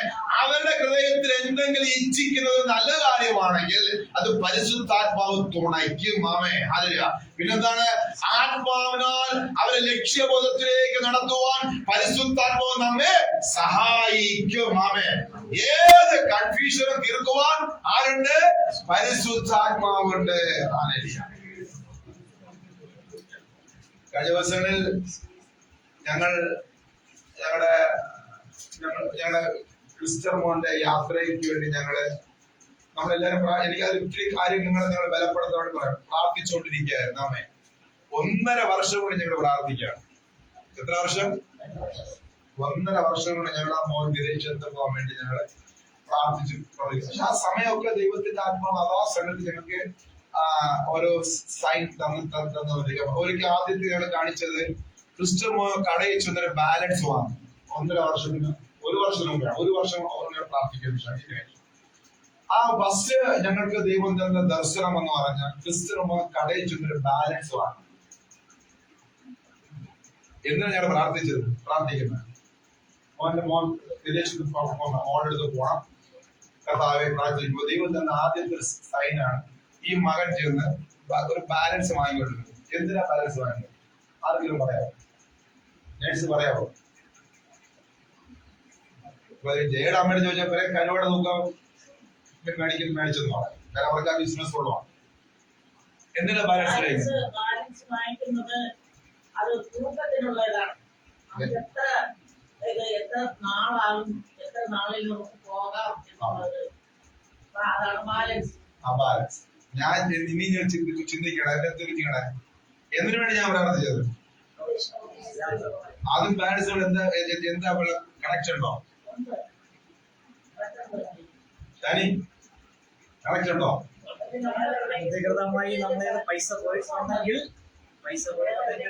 ഞാൻ കൺഫ്യൂഷൻ ആക്കുന്നില്ല. നിങ്ങൾ ചിന്തിച്ചില്ല. ലഗേജ് കെട്ടി പാക്ക് ചെയ്യണമേ, വെയിറ്റ് എടുക്കണ്ടേ? പിടികിട്ടിയില്ല. നിങ്ങൾ സാധനം പാക്ക് ചെയ്തിട്ട് അങ്ങനെ കൊണ്ടുപോകും, തൂക്കം വെക്കത്തില്ല. എത്രയോ പ്രാവശ്യം കേൾപ്പിക്കുമ്പോൾ ഞാൻ പോയിട്ടില്ലേ? പെട്ട് പാക്ക് ചെയ്യുമ്പോൾ നമ്മൾ ആദ്യം ബാലൻസ് മേടിക്കും. ബാലൻസ് കൊണ്ടുവന്നിട്ട് തൂക്കി തരാം. എയർപോർട്ടിൽ പോയി ഫൈൻ അടിക്കുമ്പോൾ നന്നായിട്ട് എല്ലാം തൂക്കി നോക്കി, അല്ലെങ്കിൽ എയർപോർട്ട് ഫ്രണ്ടിൽ വെച്ചിട്ടുള്ളൂ. പറഞ്ഞത് വെയിറ്റ് മെഷീൻ. ഞാൻ ഉദ്ദേശിച്ച അതാണ്. കടയിൽ ചെന്ന് മോന് വെയിറ്റ് നോക്കുന്ന ഒരു മെഷീനാണ് വാങ്ങുന്നത്. എന്തിനറിയോ? നിങ്ങൾ അതും ഈ യാത്രകൾ കണക്ട് ചെയ്യണം. കടലിൽ മറ്റൊന്നും ഉപയോഗിക്കാൻ പറ്റും. കടയിൽ സാധനം തൂക്കി കൊടുക്കാൻ ഉപയോഗിക്കാം. ഈ മോന് മറ്റൊന്നുമല്ല, ഇതിന്റെ ലഗേജ് തൂക്കാൻ വേണ്ടി വെയിറ്റ് മെഷീൻ മേടിച്ചോണ്ട് വരും. കടയിൽ ചെന്ന് വാങ്ങുന്നത്. അപ്പൊ ഞാൻ അതായത് വെയിറ്റ് മെഷീൻ ഇവര് ഇത് വന്നപ്പോ തന്നെ ഞാൻ പറഞ്ഞ മോനെ വെയിറ്റ് മെഷീൻ ഫസ്റ്റ് മോഷന്റെ ലഗേജ് ഒരുക്കം റെഡിയായിരിക്കോ? ഇതെപ്പോഴാണ്? 1 വർഷമായി ഞാൻ പറയാം. അപ്പൊ ഞങ്ങൾക്ക് കൺഫേം ആക്കി. എന്ത് കൺഫേം ആക്കി? യാത്ര ഉറപ്പാണ്. അപ്പൊ ഞങ്ങൾ അതിന് വീണ്ടും പ്രാർത്ഥിക്കാം. പിന്നെ അത് രണ്ട് മാസം കഴിഞ്ഞിട്ട് വീണ്ടും ഞങ്ങൾ പ്രാർത്ഥിക്കാൻ തുടങ്ങിയാൽ കർത്താവെ വീണ്ടും ലേറ്റ് ആകുന്നല്ല. അപ്പൊ അടുത്ത കർത്താവ് പറയുന്നത്, ഞാൻ നിങ്ങൾക്ക് ഒരാളുടെ തന്നിട്ടുണ്ട്. എനിക്ക് അവനെ എന്റെ മകനെ ക്രിസ്ത്യനെ കുറച്ച് ഇവിടെ വെച്ച് കുറച്ച് പണിയുവാനുണ്ട്. എന്താണ്? ഇവിടെ വെച്ച് കുറച്ച് പണിയുവാനുണ്ട്. ശുശ്രൂഷയ്ക്ക് അവിടെ അവർക്ക് ഭയങ്കരമായ ശുശ്രൂഷ കർത്താവ് ഒരുക്കിയിട്ടുണ്ടാവും. അതുകൊണ്ട് ഈ ഇന്ത്യ ദേശത്ത് വെച്ച് കുറച്ച് കാര്യങ്ങളുടെ മോനെ ചെത്തി വെളിപ്പാക്കുന്നുണ്ട്. ക്രമീകരണത്തിലൂടെ കൊണ്ടുവരണം. അതുകൊണ്ട് അത് രണ്ടാമത് വന്നു. വീണ്ടും ഞാൻ 2 മാസം 6 ആയതാണ്. 5-5 മാസമായപ്പോ വീണ്ടും ഞങ്ങൾ പ്രാർത്ഥിക്കണമേ. പ്രാർത്ഥിക്കുമ്പോൾ കാണിക്കുന്നമേ കർത്താവ് വളരെ വ്യക്തമായി പറഞ്ഞ് മൗനമായിരിക്കുവാൻ ഞാൻ എന്റെ സമയത്ത് ഞാൻ കാര്യങ്ങൾ ചെയ്യും. ഇതെല്ലാം കേട്ട മാസം എത്രയായി? നിങ്ങൾ സഹിക്കുമോ? ഡോക്യുമെന്റ്സ് എല്ലാം കൊടുത്തിരിക്കുന്ന കാര്യം ചോദിക്കുന്നത് രാത്രി 6 മാസമായി ഞങ്ങൾ കല്ലുപോലെ എന്തറിയോ പറഞ്ഞവനാരാ? വാഗ്ദത്തങ്ങളുടെ വിശ്വാസൻ, വാക്ക് പറഞ്ഞാൽ മാറാത്തവൻ. 6 മാസം പറഞ്ഞ് വീണ്ടും മൗനമായിരിക്കാൻ പറഞ്ഞു. ഞങ്ങൾക്ക് എന്തെങ്കിലും ഞങ്ങളുടെ ഹൃദയത്തിലെ ഭാരം വരുന്ന എന്തെങ്കിലും സിംഹം എന്തെങ്കിലും എനിക്കറിയാം. അങ്ങനെ തന്നു.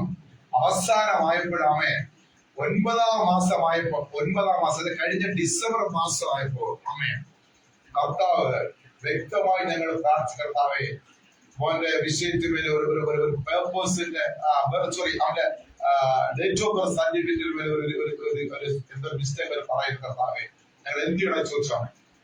ഉടനെ ഇതെല്ലാം കഴിഞ്ഞ് പ്രാർത്ഥിച്ചു പ്രാർത്ഥിച്ചിരിക്കുമ്പോ കർത്താവ് കാണിക്കുന്നത് ഈ മോന്റെ പാസ്പോർട്ട് ഒരു പിശാചിന്റെ കയ്യിലിരിക്കും.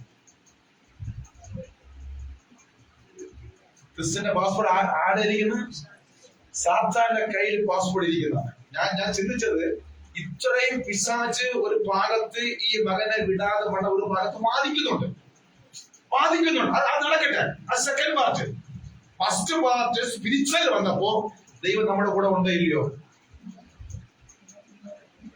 മനസ്സിലാക്കാൻ ഇങ്ങനെയാണ് നമ്മൾ ചിന്തിക്കേണ്ടത്. ബന്ധനം ബോർഡിൽ കിടക്കട്ടെ, അത് കിടക്കട്ടെ. ഇവിടെ ദൈവം എന്ത് പറഞ്ഞ് നമുക്കിത് ചെയ്യുന്നു? പോരാട്ടമുണ്ട്, രോഗമുണ്ട്, കിടക്കട്ടെ. ഇതിനാണ് ദൈവം നമ്മളോട് എങ്ങനെയായിരിക്കുന്നു. 9 മാസം വരെ ഞങ്ങൾ എന്ത് ചെയ്യുന്നു? പ്രാർത്ഥിച്ചുകൊണ്ടിരിക്കുന്നേ. 9 മാസം വരെ ഈ പാസ്പോർട്ട് യാത്രയെ മറുഭാഗത്ത് ആരെ തടഞ്ഞു വെച്ചിരിക്കുന്നത്? പിശാചം. ഇത് ആർക്കറിയാം? ദൈവത്തിനറിയാം. അപ്പൊ ഈ 9 മാസം വരെ ആ വിഷയം ഞങ്ങൾക്ക് കർത്താവിന് മനസ്സിലാക്കി തന്നില്ല. 9 മാസം വരെ ഞങ്ങൾക്ക് പ്ലസ് പോയിന്റ് വരത്തെ ഉത്സാഹത്തൊക്കെ സിമ്പിൾ തന്നുകൊണ്ടേയിരിക്കുന്ന ഇത് ചെയ്തിരിക്കുന്നത്. ഞങ്ങൾ വളരെ സാറ്റിസ്ഫാക്ഷനായിരുന്നു. എന്നാൽ 10-ാമത്തെ മാസം എത്തിയപ്പോൾ കർത്താവിന്റെ ആത്മാവ് ആ 9-ാം മാസം തന്നെ കർത്താവ് വെളിപ്പെടുത്തിയപ്പോ ദൈവത്തിന്റെ ആത്മാവിനോട് കർത്താവ് ഞങ്ങൾ എന്ത് ചെയ്യണം? അപ്പൊ കർത്താവ് പറഞ്ഞാമേ നിങ്ങൾ ഇന്ന രീതിയിൽ പ്രാർത്ഥിച്ച് ആ ശക്തിയെ വെട്ടി പ്രാർത്ഥിക്കാൻ പറഞ്ഞു. 9-ാം മാസം ഞങ്ങൾ പ്രാർത്ഥിച്ച് ആ ദുരാത്മാവിനെ കർത്താവ് സ്വർഗീയാഗ്നിക്ക് എരിച്ചു കളഞ്ഞു. പാസ്പോർട്ട് ഞങ്ങളെ കൈക്കലാക്കി. അപ്പൊ ദുഷ്ടന്റെ കെട്ട് ആ 9 മാസം കർത്താവ് മാറ്റി തന്നമേ. 10-ാം മാസം ആയപ്പോൾ ഞങ്ങൾ പ്രാർത്ഥിച്ചിരിക്കുമ്പോ കർത്താവിന്റെ ആത്മാവ് വരുന്ന ഒരു ലൈറ്റ് ഹൗസ്, ഒരു ചെറിയ മിന്നുന്ന വെട്ടമാമയം. അതായത് ഒരു നിസ്സാരമായ സമുദ്രത്തിനെ കാണിക്കുന്നു. അതിന്റെ അപ്പുറത്ത് ഒരു ലൈറ്റ് ഹൗസ് കാണിക്കുന്നു. ഇപ്പുറത്തെ ക്രിസ്ത്യൻ ഒറ്റയ്ക്ക് തുഴയുന്നു. ഒറ്റയ്ക്ക് ഈ മോൻ പടലിൽ തുഴയുന്നു. നോക്കണമേ, ഇതെല്ലാം വെളിപ്പാടുകളുടെ മണ്ഡലത്തിൽ നിന്ന് വചനം ശുശ്രൂഷിക്കുന്ന രീതി നിങ്ങളത് മനസ്സിലാക്കണം. ഇതാണ് ദൈവാത്മാവ് നടത്തുന്നവൻ. യേശുവിനെ ദൈവാത്മാവ് മരുഭൂമിയിൽ കൊണ്ടുപോയി. ദൈവാത്മാവ് നടത്തുന്നവനോട് ദൈവം കൂടെ ഇരുന്ന് ആലോചന പറഞ്ഞു കൊടുക്കുമാമേ. അതെങ്ങനെയാണെന്നറിയോ? വെളിപ്പാടുകൾ സംസാരിക്കും, ദർശനത്തിൽ സംസാരിക്കും, വചനത്തിൽ സംസാരിക്കും, ശബ്ദത്തിൽ സംസാരിക്കും, അടയാളങ്ങളെ തരും, സ്വപ്നത്തിൽ സംസാരിക്കും. ഈ ഒരു കൃപായുഗത്തിൽ ജീവിക്കാനാണ് രക്ഷിക്കപ്പെട്ട നമ്മെ കർത്താവ് വിളിച്ച് വേർതിരിച്ചുകൊണ്ടിരിക്കുന്നത്. എത്ര പേർ അതിനകത്ത് നിൽക്കുവാൻ ആഗ്രഹിക്കുന്നു? അങ്ങനെ 10-ാം മാസമായപ്പോ ഞാൻ മനസ്സിലാക്കണം, സമുദ്രം അപ്പുറത്തെ ലൈറ്റ് ചെറിയൊരു വെട്ടം കാണിക്കുന്നു. ഈ പ്രിയ മകൻ ഒറ്റയ്ക്ക് പടകിൽ, ഇപ്പൊ ഒറ്റയ്ക്കാണല്ലോ, തുടങ്ങി പോയി. എവിടെ പോണം? ഈ സമുദ്രത്തിന്റെ അപ്പുറത്ത് പോകണം. ഈ ജർമ്മനി പോകുന്ന സമുദ്രം താണ്ടി പോകേണ്ട കാര്യമുണ്ടോ? ഇല്ലേ? ഉണ്ട്. എത്രയോ കടല് താണ്ടിയാണ് വിമാനം പോകേണ്ടത്. 9.5 മണിക്കൂറാണ് ഇപ്പൊ പോയി യാത്ര. എത്ര മണിക്കൂർ? ഒറ്റ ഫ്ലൈറ്റ്, ഒരു ലാൻഡിംഗ് ഇല്ലെന്ന് പറഞ്ഞു. ഞാൻ ഇത്രയും ഫീൽ ഇതിനകത്ത് കൊണ്ടോ? എയർ ഇന്ത്യയുടെ ഫ്ലൈറ്റ് ആണ്. 9.5 മണിക്കൂർ ഒറ്റ സ്റ്റെപ്പിലാണ് തിരിഞ്ഞിരുന്നത്. ഒരു സ്ഥലത്ത് ലാൻഡ് ചെയ്യണമെന്ന് പറഞ്ഞു. എത്രയോ സമുദ്രം താണ്ടിയാണ് പോയതാണ്. ദൈവം കരുതി. അപ്പൊ കാണിക്കുന്ന വിഷയം ഇതാണ്. സമുദ്രം അപ്പുറത്തെ ലൈറ്റ് ഹൗസിൽ ചെറുതായിട്ട് ഫ്ലൈറ്റ് ആണെങ്കിൽ ഇപ്പം ഇതല്ല. പക്ഷേ തുഴഞ്ഞ് കുറച്ച് 2 വലിയ തിരമാണ്. ഇങ്ങനെ ശക്തമായി ഇങ്ങനെ മോന്റെ പേര് ആഞ്ഞടിപ്പ്. അത്ര വലുതല്ല, 2 തിരമാല അങ്ങനെ അടിച്ച് അവർക്ക് ശാന്തമായി പോന്നു. മോൻ അവിടെ നിന്ന് ഇങ്ങനെ വെയിറ്റ് ചെയ്ത് ഇങ്ങനെ നിൽക്കുന്നതാണ്. ഇതാണ് ദർശനം കണ്ടത്. ശരി, ഞങ്ങൾ കണ്ടാലോ പ്രാർത്ഥിക്കാമോ? എന്തിനാണ് കർത്താവെ, എന്താണ് ഇതിനാ? അപ്പൊ കർത്താവിന്റെ വ്യാഖ്യാനം തന്നത് ആമേ, യാത്രയുടെ കാര്യങ്ങൾ ക്രമീകരിക്കുന്നു ആമേ. പക്ഷെ 2 തടസ്സങ്ങൾ നിങ്ങളുടെ ജീവിതത്തിലുണ്ട്. നിങ്ങൾ അല്പം മനസ്സിനെ വിഷമിക്കുന്ന രീതിയിൽ 2 വിഷയം വരും. അതാണ് 2 തിരമാല. ഞാൻ അതൊന്നും മനസ്സിൽ തരാൻ പറഞ്ഞു. ഒന്നാമത്തെ തിരമാല കാണിക്കുന്നത് നിങ്ങൾ കൊടുത്ത ഡോക്യുമെന്റ്സിലെ ക്രോസ് ക്വസ്റ്റ്യൻ വരും. വീണ്ടും എംബസിയിൽ ഞങ്ങൾ കൊടുത്തല്ലോ പേപ്പേഴ്സ്, കറക്റ്റ് അത് വന്നു. ആ ദർശനം കണ്ട് അടുത്ത ദിവസം എംബസി വിളിച്ച് നിങ്ങൾ ഏത് ഡോക്യുമെന്റ്സ്, നിങ്ങൾ ഏത് എംബസിയിലാണ് ഡോക്യുമെന്റ്സ് കൊടുത്തത്? ഞങ്ങൾ ഡൽഹി എംബസിയിൽ പ്രോപ്പറാണ് കൊടുത്തിരിക്കുന്നവേ. അപ്പൊ മോൻ പറഞ്ഞ ഇന്ത്യയുടെ സ്ഥലത്ത് കൊടുത്ത് വീണ്ടും അത് പേപ്പർ അയച്ചു കൊടുത്തു. ഒരാഴ്ച എഴുതുമ്പോ വീണ്ടും ചോദിക്കുന്നു ഇന്ന സർട്ടിഫിക്കറ്റ് ഇവിടെ പോയി എന്ന് പറഞ്ഞാൽ അതിന് ആ ചോദ്യം വന്നിരിക്കും. ഇതൊക്കെ കേൾക്കുമ്പോൾ നമുക്ക് പ്രയാസം വരുമ്പോൾ മാനുഷികമായി കൊടുക്കേണ്ട എല്ലാം കൊടുത്തിട്ടുണ്ട്. പക്ഷെ ദൈവാത്മാവ് നേരത്തെ വെളിപ്പെടുത്തി 2 വിഷയത്തിന് മുന്നിൽ വരുന്നത്. പക്ഷെ ആ തിര അടിച്ച് ശാന്തമാകുന്നുണ്ട്. അതിനകത്ത് വീഴുന്നില്ല, നീറ്റിരിക്കാണ്. അതേപോലെ ഒന്നാമത്. രണ്ടാമത്തെ വിഷയമാണ് പറഞ്ഞത്, ഇത് ജനുവരി 10-ാം മാസത്തിന് സംഭവമാണ്. യാത്രയിൽ ക്ലേശം വരുമെന്ന്. എന്തിന്? 10-ാം മാസം യാത്രയിൽ ക്ലേശം വരുമെന്ന്. കൃത്യം ഫ്ലൈറ്റ് ഇപ്പോഴത്തെ അറിഞ്ഞ യുദ്ധം വന്നപ്പോ ഫ്ലൈറ്റ് എല്ലാം ഡിലേ, വലിയ പ്രശ്നമായി. അപ്പൊ ഞാൻ ചിന്തിക്കുന്ന ഈ വിഷയം പോലെ ദൈവം അന്നറിഞ്ഞ ഞാൻ പോകുന്നു. പശ്ചിമേഷ്യയിൽ ഒരു യുദ്ധം ഉണ്ടാകാൻ പോകുന്നു. അങ്ങനെ എക്സ്പ്ലെയിൻ ചെയ്തില്ല. യാത്രയിൽ ചില ബുദ്ധിമുട്ട് അനുഭവിക്കുന്ന നിങ്ങൾ മക്കളെ നിങ്ങൾ പ്രാർത്ഥിച്ചാൽ മതി എന്ന് പറഞ്ഞു. നീ എത്ര യുദ്ധം നടന്നാലും ശരി തന്നെ, ദൈവം എന്നോട് വാക്ക് പറഞ്ഞിട്ടുണ്ടെങ്കിൽ യുദ്ധം യഹോവയ്ക്ക് വിഷയമല്ല. മക്കളെ ദൈവത്തിന്റെ സ്നേഹമുള്ള ഇടപെടല് കറക്റ്റ്. ആമേ 11-ാം മാസമായപ്പോൾ ആമേ ഞങ്ങളത് വീണ്ടും പ്രാർത്ഥിക്കാൻ ഇരുന്നപ്പോഴാമേ കർത്താവേ നീ ഞങ്ങൾ എന്ത് ചെയ്യണം ചോദിച്ചാമേ. 11-ാം മാസം ഞങ്ങളുടെ യൂണിറ്റ് ഞങ്ങൾ ഒരുമിച്ച് പ്രാർത്ഥിച്ചപ്പോ കർത്താവിന്റെ ആത്മാവ് പറയുന്നത് 8 ദിവസത്തിനകത്ത് ഞാനൊരു മറക്കൾ ചെയ്യുന്നു. കറക്റ്റ് സമയം 8 ദിവസം. അങ്ങനെ 8 ദിവസം നോക്കിയപ്പോ ഞങ്ങൾ വാക്കാ കേട്ട് ഞങ്ങൾ എല്ലാവരും വളരെ സ്വാതന്ത്ര്യം ആഗ്രഹിച്ച് പ്രാർത്ഥിച്ചുകൊണ്ടിരിക്കുകയാണ്. 5-ാം ദിവസമായപ്പോ ജർമ്മൻ ഡൽഹി എംബസിയിൽ നിന്ന് അവിടുത്തെ ഉദ്യോഗസ്ഥർ വിളിച്ചു പറയുന്ന പ്ലീസ് യു സബ്മിറ്റ് പാസ്പോർട്ട്. ക്രിസ്റ്റന്റെ പാസ്പോർട്ട് എംബസിക്കോട് കൊടുക്കാൻ പറഞ്ഞു. പാസ്പോർട്ട് കൊടുത്തിട്ട് വിസ അടിക്കത്തുള്ളൂ. ഉടനെ മോൻ 2 മണിക്ക് ഉടനെ ചെന്നാണ് പപ്പയെ അമ്മയെ കടിച്ചത് എംബസി ഡയറക്റ്റ് കൊടുക്കും. ഡയറക്റ്റ് പാസ്പോർട്ട് കൊണ്ട് കൊടുത്തിട്ട് ആ ഉദ്യോഗസ്ഥർക്ക് ചോദ്യം ചോദിച്ചു, അർജന്റ് ആണോ ചോദിച്ചു. മോൻ പറഞ്ഞു എനിക്ക് അർജന്റ് ആണോ പറഞ്ഞു. ശരി എന്നാൽ ആ അർജന്റ് ലിസ്റ്റൊക്കെ പാസ്പോർട്ട് വാങ്ങിച്ച് മോനെ കിട്ടുമേ. 4-ന്റെ അന്ന് വിസ സ്റ്റാമ്പ് ചെയ്ത് മെസ്സേജ് വരുന്ന വിസ സ്റ്റാമ്പ് ചെയ്യാന്ന് പറഞ്ഞു. അപ്പൊ ഈ മോൻ പറഞ്ഞ് കൊറിയറിൽ അയക്കേണ്ട ബൈ ഹാൻഡ് ഞാൻ കളക്ട് ചെയ്യാൻ പറഞ്ഞു. അങ്ങനെ ആ 4 ദിവസം വിസ സ്റ്റാമ്പ് ചെയ്ത് മോൻ അവിടെ ചെന്ന് കളക്ട് ചെയ്ത് അടുത്ത 4-ന്റെ അന്ന് കയറിപ്പോയി. പക്ഷെ ക്രൈസിസ് എന്ന് പറഞ്ഞാൽ 40,000 ടിക്കറ്റ് 1.5 ലക്ഷം രൂപ കൊടുക്കേണ്ടി. ഇനി പൈസ ഇടാൻ ബുദ്ധിമുട്ടുണ്ടാകുന്നത് ദൈവം അതിന്റെ കാര്യങ്ങൾ ക്രമീകരിച്ചു. ആരാണത്? ദൈവം പറഞ്ഞല്ലേ. ആരവിടെ എത്തി?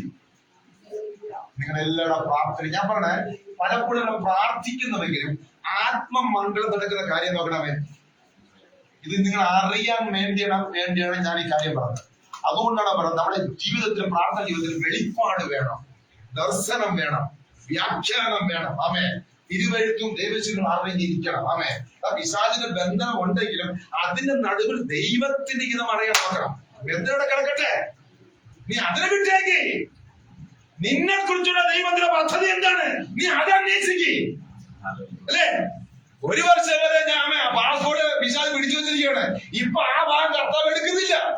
അതിന്റെ എടുക്കാതെ കർത്താവ് കൽപ്പിച്ചാൽ മതി, തീർന്നില്ലേ? കർത്താവ് അതിനു മുമ്പ് എനിക്ക് നിങ്ങൾ കുറെ കാര്യം ക്രമീകരിക്കണം. അത് ക്രമീകരിക്കുമ്പോ ഞാൻ അവിടെ തട്ടിക്കോ പിടികിട്ടിയോ. ആമേ. അപ്പൊ ഈ ഒരു കാര്യം ദൈവവേലയിൽ, ആത്മീയ ജീവിതത്തിൽ, ശുശ്രൂഷകളിൽ ആമേ ഈ ഒന്നെന്നുള്ള കാര്യം മനസ്സിലാക്കാനാണ് ഞാൻ എന്റെ അനുഭവം ഞാൻ നിങ്ങളോട് ഷെയർ ചെയ്യും. പിടികിട്ടിയല്ലോ. ഇങ്ങനെയാണ് ആ ഒരു കാര്യത്തില് ദൈവത്തിന്റെ വലിയ വിജയം നമ്മളെ കണ്ടത്. അങ്ങനെ നമ്മുടെ ജീവിതത്തിലും ഒരുപാട് പ്രതിസന്ധി വിഷയങ്ങൾ ഉണ്ടായിരിക്കാം. പിശാച് ഉണ്ടെന്നുള്ള ദൈവത്തിന് അറിയാം. അവർ തടഞ്ഞു വച്ചിരിക്കുന്ന ദൈവം നന്നായിട്ട് അറിയാം. ഇതിന്റെ നടുവിലും ദൈവത്തിന് എന്നെ കുറിച്ചുള്ള പ്ലാൻ എന്ത്, ഞാൻ എങ്ങനെ ഹാൻഡിൽ ചെയ്യണം, എന്താണ് നിന്റെ ഉദ്ദേശം എന്ന് ചോദിച്ച് ആ ആത്മതലത്തിൽ കയറി അവിടെ ക്ലിയർ ചെയ്യുമ്പോഴാണ് ഈ വിഷയത്തിന് പൂർണ്ണമായ ഒരു വിടുതൽ വരുന്നത്. പിടികിട്ടിയോമേ? ഇത് എത്ര പേര് വിശ്വസിക്കുന്ന അറിഞ്ഞൂടാ. എനിക്ക് കുഴപ്പമില്ല, ലൈവിലാണ് പോയിരിക്കുന്നത്. ലോകം അറിയട്ടെ ഇങ്ങനെ ഒരു ശുശ്രൂഷ ആത്മാവിടെ ഉള്ള കാര്യം. ഞാനാണ് സാക്ഷി, ഞങ്ങൾ അനുഭവിച്ചിട്ടാണ്. അപ്പൊ നമ്മുടെ വിഷയം ഇതാണ്, ദൈവാത്മാവ് നടത്തുന്ന ഏവരും ദൈവത്തിന് മക്കളാണ്. പത്രോസിനെ ആത്മാവ് ഉത്തേജിപ്പിച്ച് അങ്ങനെ താഴെ 3 പേര് വന്ന് നിൽക്കുന്നു. അവർ വിളിച്ച് ആത്മാവ് പറഞ്ഞു, ഒരക്ഷരം വേണ്ടി അവിടെ കൂടെ പോകാൻ പറഞ്ഞു. ഇനി 19, 20, 16 അപ്പോസ്തലർ 16 6, 7 വായിച്ചാണ്. അവർ ആസ്യയിൽ വചനം പ്രസംഗിക്കരുതെന്ന് പരിശുദ്ധാത്മാവ് വിലക്കുകയാൽ. അപ്പോ ഇവിടെ നമ്മൾ വായിച്ചു, ആത്മാവാണ് ആത്മീയം നടത്തേണ്ടത്. അല്ല, സംഘടനയല്ല, ജഡിയ മനുഷ്യരല്ല, ഇവിടത്തെ നിയമമല്ല, പൈസയല്ല, എഡ്യൂക്കേഷൻ അല്ല ആത്മീയത്തെ നിയന്ത്രിക്കേണ്ടത്. ആത്മീയത്തെ നിയന്ത്രിക്കേണ്ടതും ആത്മീയ മനുഷ്യനെ നിയന്ത്രിക്കേണ്ടത് പരിശുദ്ധാത്മാവാണ്. ആത്മാവ് നടത്തിക്കുന്നവനാണ് ദൈവവൈതൽ. ആത്മാവിന് കീഴ്പ്പെടുന്നവനാണ് ദൈവമക്കൾ. എത്ര ഭയങ്കരമായിരിക്കുന്നതാണ്. പത്രോസിനെ ആത്മാവ് നടത്തിച്ചു. പിന്നെ കൊന്നോസിലെ ഭവനത്തിൽ വന്നു. വലിയ പ്രവൃത്തി നമ്മൾ കണ്ടു, ഞാൻ അങ്ങോട്ട് പോകുന്നില്ല. ഇവിടെ ഇതാ ആത്മാവ് പൗലോസിനോട് പറയുന്ന വചന, അവർ ആസ്യയിൽ വചനം പ്രസംഗിക്കരുതെന്ന് പരിശുദ്ധാത്മാവ് വിലക്കുകയാൽ.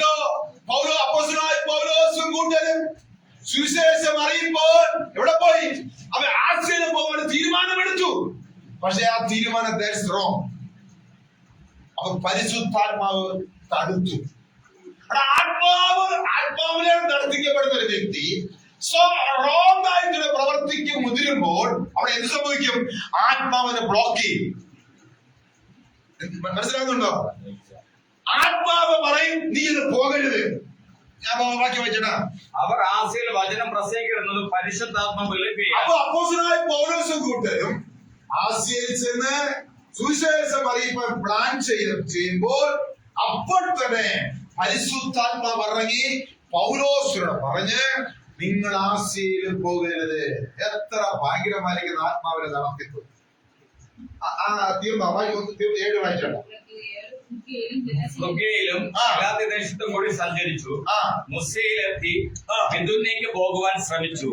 യേശുവിന്റെ ആത്മാവ് അവരെ സമ്മതിച്ചില്ല. യേശുവിന്റെ ആത്മാവ് അവരുടെ യാത്രയെ ബ്ലോക്ക് ചെയ്തു. മനസ്സിലാവുന്നുണ്ടോ? ഞാൻ ഒരു ദിവസം ഒരു സ്ഥലത്ത് ശുശ്രൂഷയ്ക്ക് പോകാൻ വേണ്ടി ഞാൻ ജയമുണ്ടാകും. അവരുടേതായ സങ്കടം കണ്ടും അവരുടെ ബുദ്ധിമുട്ടും നിലവിളിയെ കണ്ടിട്ട് ഞാൻ പ്രാർത്ഥിച്ചു. പെട്ടെന്ന് അവരുടെ സങ്കടം കണ്ടപ്പോൾ ഞാൻ അങ്ങ് വീണു. ഞാൻ പോകാൻ നമുക്കൊരു കാര്യം ഞങ്ങൾക്ക് ഉദ്ദേശിച്ച് പ്രാർത്ഥിക്കാൻ ഒരു ആശ്വാസം കൊടുക്കട്ടെ. പക്ഷെ കുറച്ച് ചിന്തിച്ചൊക്കെ ചെയ്യേണ്ട കാര്യമായിരുന്നു. പെട്ടെന്ന് ഞാൻ അതിനോട് മുതിരാൻ ട്രൈ ചെയ്തു. അന്ന് രാത്രി ആയപ്പോ എനിക്ക് ശരീരത്തിന് വല്ലാത്തൊരു അസ്വസ്ഥത വന്ന് എനിക്ക് ഒട്ടും പറ്റുന്നില്ല. നാളെ അവിടെ ശുശ്രൂഷയ്ക്ക് പോകാനാണ്. നാളെയല്ല, ഒരു ദിവസം കഴിഞ്ഞ് ഡേറ്റ് കൊടുത്തു. അവസാനം എന്റെ ജീവിതത്തില് വിശ്വാസം വന്നതിന് ശേഷം അന്നാണ് ഞാൻ ആശുപത്രി 2-3 ദിവസം അഡ്മിറ്റ് ചെയ്യേണ്ടി വന്നു. ഹോസ്പിറ്റലിൽ എന്നെ അഡ്മിറ്റ് അത്ര പരിവേക്കടായി. ബെർണാഡ് ഹോസ്പിറ്റലാണ്. അമ്മയ്ക്കറിയാം, ഞാൻ കിടന്നുറങ്ങുള്ള ജയമട്ടില്ല. ഞാൻ അവിടെ 3 ദിവസം 4 ദിവസം ബെർണാഡ് ഹോസ്പിറ്റലിൽ കിടന്നു. ഞാൻ ഇവർക്ക് ഡേറ്റ് കൊടുക്കുകയാണ്. എനിക്കറിയാം, ഞാൻ ചോദിച്ചത് നല്ല ആരോഗ്യത്തിന് മനുഷ്യനല്ല. ഞാൻ തെറ്റായിട്ടൊരു കാര്യങ്ങളും ഞാൻ ചെയ്തുമില്ല. ഇങ്ങനെ ഭക്ഷണമൊന്നും കഴിച്ചില്ല. എനിക്ക് എന്തുകൊണ്ട് ഈ പ്രയാസമാണ്? ഞാൻ ആശുപത്രി കിടന്ന് ചോദിക്കാം, ഇന്നത്തെ എന്തോ വിഷയമുണ്ടോ? രാത്രി ഞാനൊരു സ്വപ്നം കാണുന്നു. വല്ലാത്ത ഒരു ശക്തി, ഒരു ബോളോലെ ദൂരെ നിന്ന് വന്ന് എന്റെ നേരെ പാഞ്ഞു വരുന്നു. സത്യം പറഞ്ഞാൽ എന്റെ തലയ്ക്ക് ഇടിച്ചങ്ങ് തകർന്നു പോകും. അത്ര ഫാസ്റ്റ് ഇരിക്കും. എന്തോ കാരണവശാൽ അടുത്ത് വന്നിട്ട് ബോൾ ആ ശക്തി അത് മാറി.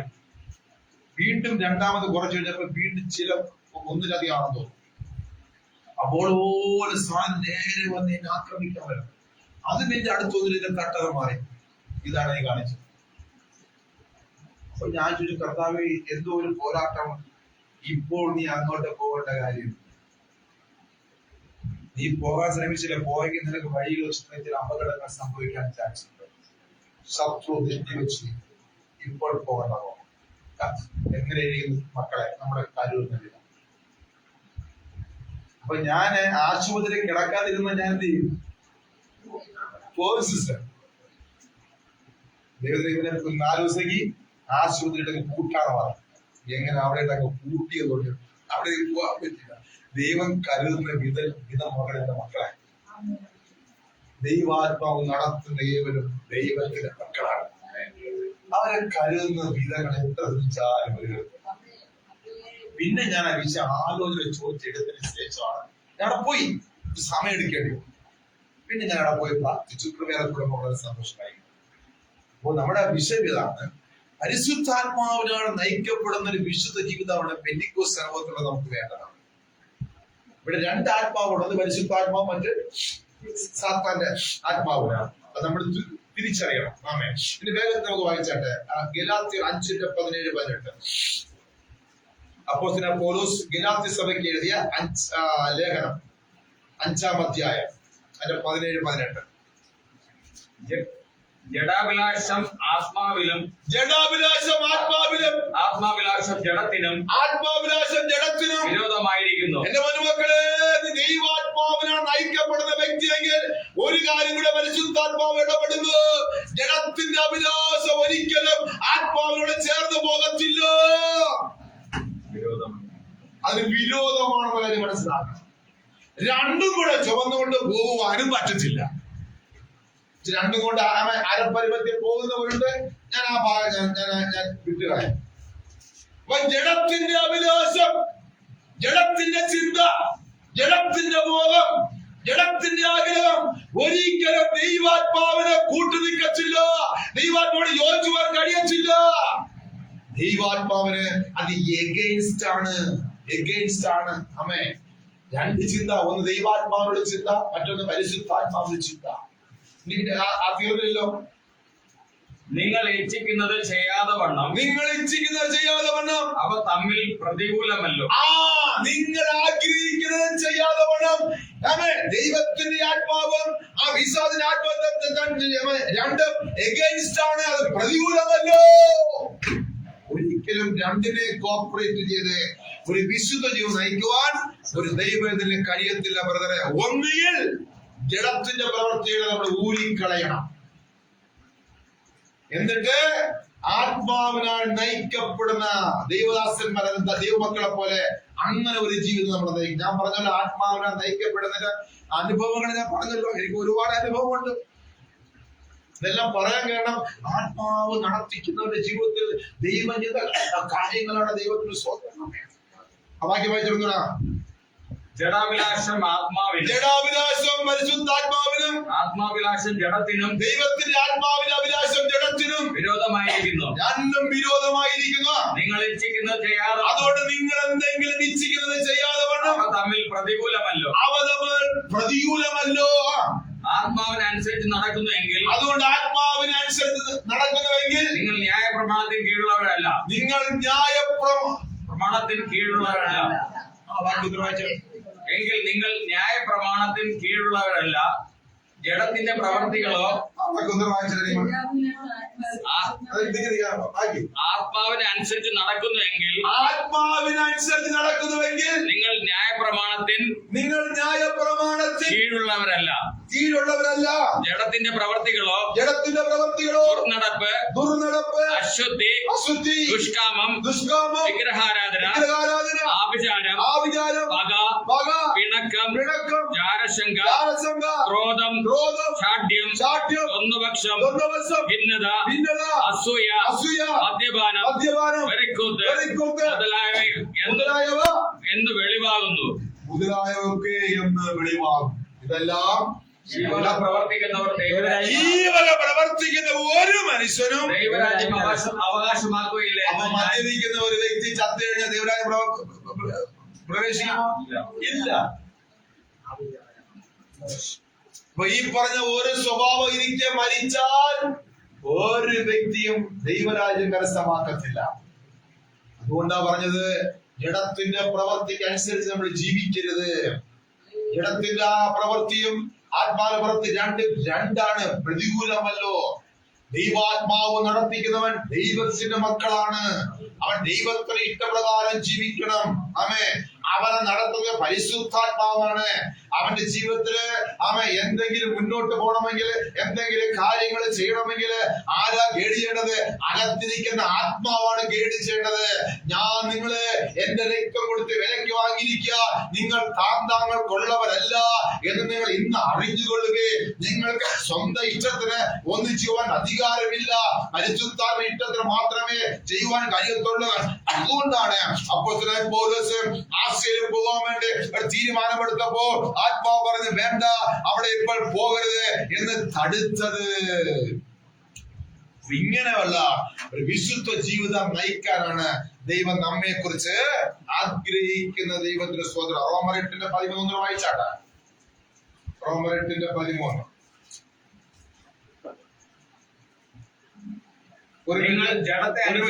ഒരു മിനിറ്റ്. 1 പത്രോസ് 2:11 വായിച്ചിട്ട് എന്താണ് ഇരിക്കുന്നത്? 1 പത്രോസ് 2:11. ബലവും ശക്തിയും 1 പത്രോസ് 2:11. പ്രിയമുള്ളവരെ, പ്രവാസികളും പരദേശികളുമായ നിങ്ങളെ പ്രിയ ദൈവമക്കളെ, നമ്മുടെ ഈ ഭൂമിയിൽ പ്രവാസികളാണ്, പരദേശികളാണ്. അങ്ങനെയെങ്കിൽ നാം പരദേശികളായി ജീവിക്കുമ്പോൾ തന്നെ, നാം ഇവിടെ പ്രവാസികളായി ജീവിക്കുമ്പോൾ തന്നെ നമ്മുടെ അകത്തെ മനുഷ്യനായ ആത്മാവിനോട് എതിരായി പോരാടുന്ന ജഡമോഹങ്ങളെ നിങ്ങൾ വിട്ടകന്ന് ജാതികൾ നിങ്ങളെ ദുഷ്പ്രവർത്തിക്കാർ എന്ന് പറയും തോറും നിങ്ങളുടെ പോരാടി ജയിക്കുന്ന നല്ല പ്രവൃത്തികളെ കണ്ടറിഞ്ഞിട്ട് ദൈവത്തിൽ അവസാന സംഘർഷ ദിവസത്തിൽ ദൈവത്തെ മഹത്വപ്പെടുത്തേണ്ടതിന് അവരുടെ ഇടയിൽ നിങ്ങളുടെ നടപ്പ് ആത്മാവിന്റെ പ്രവൃത്തിയിൽ നന്നായിരിക്കണമെന്ന് ഞാൻ പ്രബോധിക്കും. എത്ര ഭയങ്കരമായിരിക്കുന്നു, മനസ്സിലായോ? എന്റെ ദൈവങ്ങളെ എത്ര ഭയങ്കരമായ കഥാവ് നമ്മൾ സംസാരിക്കുന്നു. പോരാടി ജയിക്കണം. നമ്മളിവിടെ ആരാ? പരദേശികളാ, പ്രവാസികളാ. അപ്പോൾ തന്നെ നമ്മുടെ ആത്മാവിനെതിരെ വരുന്ന എല്ലാ പോരാട്ടങ്ങളെയും ജഡത്തിന്റെ അഭിലാഷം ഫേസ് ചെയ്യണം, വെട്ടിമാറണം. എല്ലാം ഒഴിഞ്ഞിരിക്കണമേ. ഈ ലോകത്ത് നമ്മെ കുറിച്ച് മോശമായി സംസാരിക്കുമ്പോഴും ഇവിടെ മുമ്പിൽ നമ്മൾക്ക് ദൈവത്തിന് മുൻപാകെ സാക്ഷ്യത്തോട് നിൽക്കണമേ. പക്ഷെ ഒരു സംഘർഷണ സമയം വരുമ്പോഴാണ് ഇവരെ റിസൾട്ട് നമ്മളെ കുറിച്ച് അറിയാൻ പോകുന്നത്. മനസ്സിലായല്ലോ? അടുത്ത മക്കളെ വ്യക്തമായി പറഞ്ഞു, ദൈവാത്മാവ് നടത്തുന്ന ഏവനും ദൈവത്തിന്റെ മക്കൾ. ഇനി വേഗത്തിൽ വായിച്ചത് റോമർ 8:13.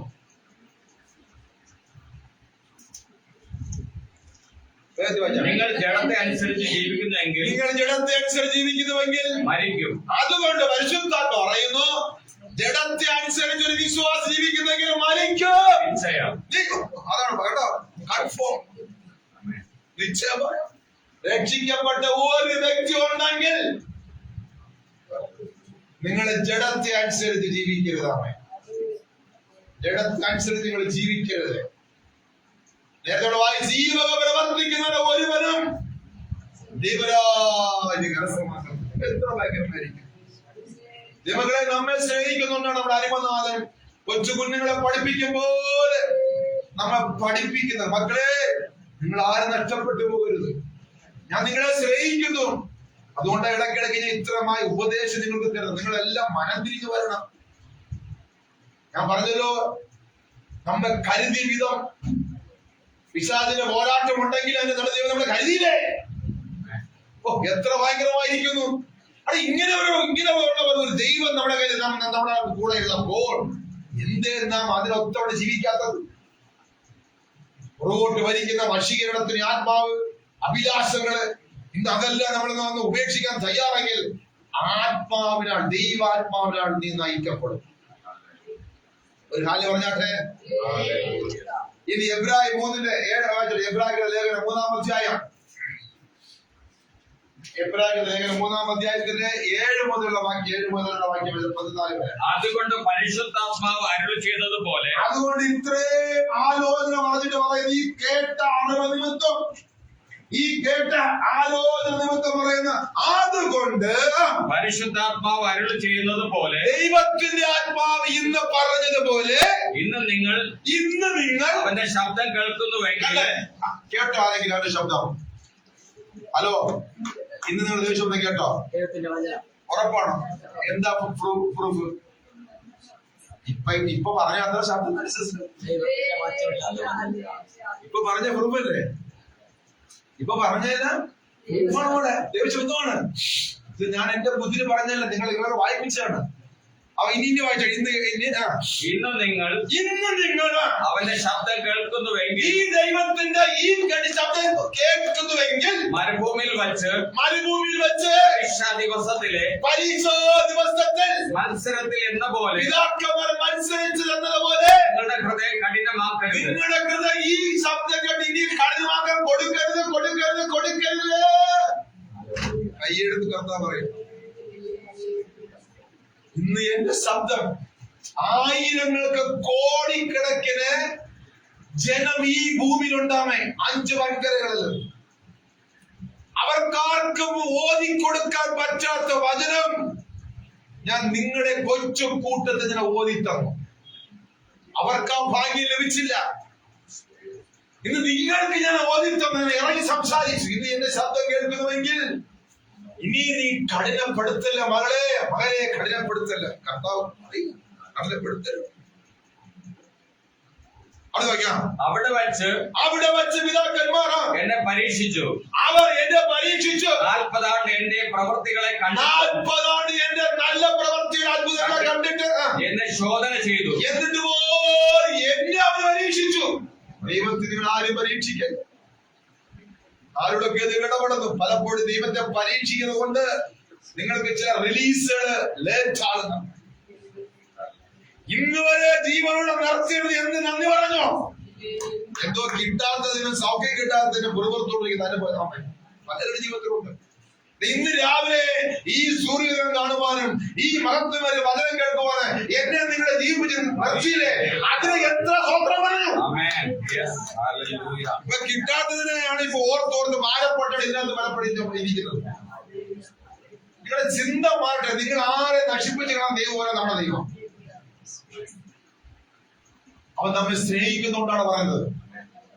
ഇതാക്കവർ എന്റെ എത്ര അത്ഭുതം കണ്ടുപോലും അവരെന്നോട് മത്സരിച്ച് ചോദ്യം ചോദിച്ചവൻ കൊടുത്തത് അവർക്ക് പറ്റിയില്ല, തികഞ്ഞില്ല. ആഗ്രഹിച്ചു കിട്ടിയത് ഒത്തിരി പിറുപിറുത്താൻ കൊണ്ടാണ്. ഇന്ന് പറയുന്നു, നിങ്ങളാരും ആ കൂട്ടത്തിൽ വരരുത്. ആ കൂട്ടത്തിൽ നിങ്ങളാരും വരരുത്. അത് വയ്ക്കാം. അതുകൊണ്ട് എനിക്ക് ആ തലമുറയോട് നീരസമുണ്ട്. അതുകൊണ്ട് എനിക്ക് ആ തലമുറയോട് എന്തുണ്ട്? നീരസമുണ്ട്. എന്താ കമലസിൽ ചിന്തിച്ചു? അവരെ സ്നേഹിക്കുന്നോ? ദൈവം നമ്മെ സ്നേഹിക്കുന്നോ? നമ്മൾ സ്നേഹിക്കുകയാണ്. അവർക്ക് വെളിപ്പെടാത്ത കാര്യങ്ങൾ നമുക്ക് വെളിപ്പെട്ടിരിക്കുന്നു. അല്ലേ? അവർ കാണാത്ത ക്രിസ്തുവിനെ നമ്മൾ കണ്ടു. ആമേൻ. ഹല്ലേലൂയ. നമുക്ക് വെളിപ്പെട്ടിരിക്കണമേ. നാം ഭാഗ്യമുള്ളവരാണ്. അത് വയ്ക്കാം. അവർ എപ്പോഴും തെറ്റിപ്പോകുന്ന ഹൃദയമുള്ള. അവിടെ ഹൃദയം ഒരു സ്ഥിരതയില്ല. കയ്യാലപ്പുറത്ത് ഇരിക്കുന്ന ഹൃദയം പോലെ നമ്മുടെ ഹൃദയം ആകരുത്. ഉറപ്പുള്ള ഹൃദയം തന്നെ ആയിരിക്കണം. സൗകര്യമായ എന്ത് വന്നാലും കല്ലു പോലെ ഇരിക്കണം. കൊല്ലുന്ന കർത്താവ് കൊല്ലട്ടെ, ജീവിപ്പിക്കുന്ന കർത്താവ് ജീവിപ്പിക്കട്ടെ. എന്നാലും ഞാൻ കർത്താവിനെ വിട്ടു പിരിയത്തില്ല. അതെ, ഇങ്ങനെ ഒരു തീരുമാനം ഒരു അമ്മയമോളെ എടുത്തതുകൊണ്ടാണ് പരിശുദ്ധാത്മാവ് അവിടെ മേലെ ഇറങ്ങിയതാണ്. സാരപ്പെട്ടില്ല. രക്ഷിക്കപ്പെട്ടവർ തീരുമാനം എടുത്തു വന്നത് ആത്മാവ് ശക്തിയോടെ അവിടെ ഇറങ്ങി. ഞാൻ കണ്ടത് കണ്ടതാണ്. സാധാരണ സ്നാനപ്പെട്ടു വർഷം കഴിഞ്ഞിട്ട് ആത്മാവ് പ്രാപിക്കുന്ന എത്രയോ പേര് ലോകത്തുണ്ട്. സ്നാനപ്പെട്ടില്ല. ഞങ്ങൾ ജീവിക്കുന്നെങ്കിൽ യേശുവിന്റെ മാത്രം ഞങ്ങൾ ജീവിക്കും. മരിക്കുവാൻ ഞങ്ങൾ തയ്യാറെന്ന് പറഞ്ഞപ്പോൾ തന്നെ അവിടെ പാപം മാറി. എനിക്ക് ശാസിക്കേണ്ടി വന്നില്ല. കർത്താവ് ഞാൻ ശക്തിയെ വെട്ടി മാറ്റി. അവരെ സ്ഥാനപ്പെടുത്തിലേക്ക് കർത്താവ് നടത്തി. എന്നാൽ കുടുംബങ്ങൾ സഭയിരുന്ന് സന്തോഷപ്പെട്ട് ദൈവത്തെ ആരാധിക്കുന്നവേ. ഇത് ആരാ പ്രവർത്തിച്ചത്? പരിശുദ്ധാത്മ പ്രവർത്തിച്ചാമേ. ദൈവത്തോട് മത്സരിക്കല്ലേ, നിങ്ങൾ പിറവിറക്കരുത്. ജീവനോട് ഒരു ദിവസം നിർത്തിയെങ്കിൽ അതിനെ ഓർത്ത് കർത്താവ് നന്ദി പറ. ഇത്രമാത്രം നടത്തുന്ന ദൈവം. ഇനി പറഞ്ഞ വായിച്ചോട്ടെ. എന്റെ വഴികളെ അറിയാത്തവർ എന്നും ഞാൻ പറഞ്ഞു. ഇത്രേ നിങ്ങളെ കൊണ്ടുവന്നിട്ട് പോലും ഇനി നിങ്ങൾ പറയുന്നത് എന്റെ വഴികൾ അറിയാത്തവരെപ്പോൾ നിങ്ങൾ എന്താ സംസാരിക്കുന്നത്? അത് വായിക്കും. അവർ എന്റെ സ്വസ്ഥതയിൽ പ്രവേശിക്കുകയില്ല. എന്നിട്ട് അവർക്ക് അവസാനം കൊണ്ട് ജഡ്ജ്മെന്റ് എന്നറിയാമോ? എന്റെ സ്വസ്ഥതയിൽ ഈ ജനം ഒരിക്കലും വരത്തില്ല അതൊരു ജഡ്ജ്മെന്റ് അല്ലേ? എന്ന് ഞാൻ എന്റെ ക്രോധത്തിൽ സത്യം ചെയ്യും. എന്ന് ഞാൻ എന്റെ കോപത്തിന് ദൈവം സത്യം ചെയ്തത്. നമ്മുടെ മേൽ അങ്ങനെ ദൈവം ചെയ്യരുത്. നമ്മുടെ മേൽ അങ്ങനെ ആരെ വിളിച്ച് അങ്ങനെ വരാൻ പാടില്ല. സ്നേഹമുള്ള നല്ല പിതാവ് നമ്മെ സ്നേഹിക്കുന്നത് കൊണ്ടാണ് ഇത് ഇത്രയും നന്നായിട്ട് നമ്മളുടെ കാതിൽ ഓതിത്തരുന്നമ്മേ. നമ്മളെല്ലാവരും നന്നായിരിക്കണം. നമ്മളെല്ലാവരും യേശു ആഗ്രഹിക്കുന്ന കർത്താവിന്റെ അടുക്കൽ ചെല്ലണം. നല്ല വിശുദ്ധ ജീവൻ നയിക്കണം. നാം എല്ലാവരും ഈ നാളുകളില് നടത്തപ്പെടേണ്ടത് പരിശുദ്ധാത്മാവത്രേ. കാരണം ഇപ്പോൾ പരിശുദ്ധാത്മ കരത്തിലാണ് ഈ ലോകത്തെ ഏൽപ്പിച്ചിരിക്കുന്നത്. പരിശുദ്ധാത്മാവിടെ ഗൈഡ് ചെയ്യുന്നത്. അതുകൊണ്ട് ദൈവാത്മാവ് നടത്തപ്പെടുന്നവൻ എല്ലാവരും ദൈവത്തിന് മക്കളത്രേ. വാക്യം തീർത്ത പോകുന്നത്. സഹോദരന്മാരെ, ജീവനുള്ള ദൈവത്തെ ത്യജിച്ചു കളയാതിരിക്കേണ്ടതില്ല. അതുകൊണ്ട് ഇന്ന് വചനം കേൾക്കുന്ന ദൈവമക്കളെ, ജീവനുള്ള ദൈവത്തെ നിങ്ങൾ ആരും ത്യജിച്ചു കളയേണ്ടതിന് അവിശ്വാസമുള്ള ദുഷ്ടഹൃദയം ആർക്കും ഉണ്ടാകാതിരിക്കാൻ നിങ്ങൾ സൂക്ഷിച്ചു കൊള്ളുവീൻ എന്ന് കർത്താവ് ദുഷ്ടഹൃദയത്തിലെ ചിന്ത ഗുണം കാര്യത്തിൽ.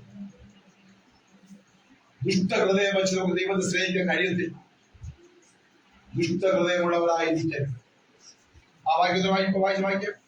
നിങ്ങൾ ആരും പാപത്തിന്റെ ചതിയാൽ കഠിനപ്പെടാതിരിക്കേണ്ടതിന് എന്ന് പറയുന്നിടത്തോളം നാൾ തോറും അന്യോന്യം പ്രബോധിച്ചു കൊള്ളുവിൻ.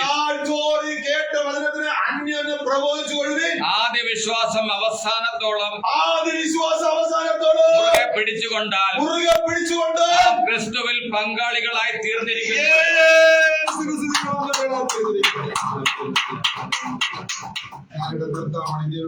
കൊണ്ട് അത് തീരത്തില്ല. അത് എപ്പോഴെങ്കിലും എത്ര നന്നായിട്ട് പറഞ്ഞിരിക്കുന്ന നമ്മുടെ ചിന്ത എന്താണ്? ദൈവാത്മാവ് നടത്തുന്ന ഏവരും ദൈവമക്കളാണ്. ആമേ. അത് നമ്മൾ തിരിച്ചറിയണം. അതല്ല എത്ര നന്നായിട്ട് കർത്താവിന്റെ ആത്മാവ് അവിടുന്ന് തുടങ്ങി ആമേ ലേഖനത്തെ കൊണ്ട് അവസാനിപ്പിച്ചു. ആമേ.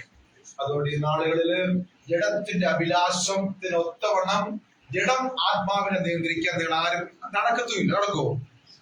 ജഡം ഒരിക്കലും ആത്മാവിനെ നിയന്ത്രിക്കാൻ കഴിയത്തില്ല. നടക്കാത്ത കേസാണ്. പക്ഷെ നടക്കാൻ പരിശ്രമിക്കുന്നു. അത് വിജയിക്കുന്നത് പരാജയത്തിലേക്ക് പോകും. അപ്പോ ആത്മാവിനാൽ ജഡത്തിന്റെ പ്രവൃത്തികളെ ഫ്രീസ് ചെയ്ത് ആത്മാവിനാൽ നടത്തപ്പെടുന്നവരാണ് ദൈവമക്കൾ. അവരാ കൂടെ കർത്താവിരിക്കും. ആമേൻ. അവരെ ഗൈഡ് പരിശുദ്ധാത്മാവാണ്. ഏത് സാഹചര്യത്തിലും, രാത്രി എന്നില്ല പകലെന്നില്ല, ഏത് സാഹചര്യത്തിലും ആമേൻ അവരെ നടത്തുന്നത് പരിശുദ്ധാത്മാവാണ്. സമയം ദൈവം നമ്മെ എല്ലാവരെയും സഹായിച്ചതിന് ഓർക്കും. ഞാൻ കർത്താവെ ശ്രദ്ധിക്കുന്നു. നല്ല വചനങ്ങളെ നമ്മെ കേൾപ്പിച്ച് നമ്മളെ ബലപ്പെടുത്താനായി സ്തോത്രം. യേശുവിന്റെ നാമത്തിൽ തന്നെ ആമേൻ. കരങ്ങളെടുത്ത് കർത്താവിന് മഹത്വം കൊടുത്താട്ടെ. വേഗത്തിൽ സാക്ഷ്യം പറയാം. നമ്മുടെ സാക്ഷ്യം പറഞ്ഞാട്ടെ.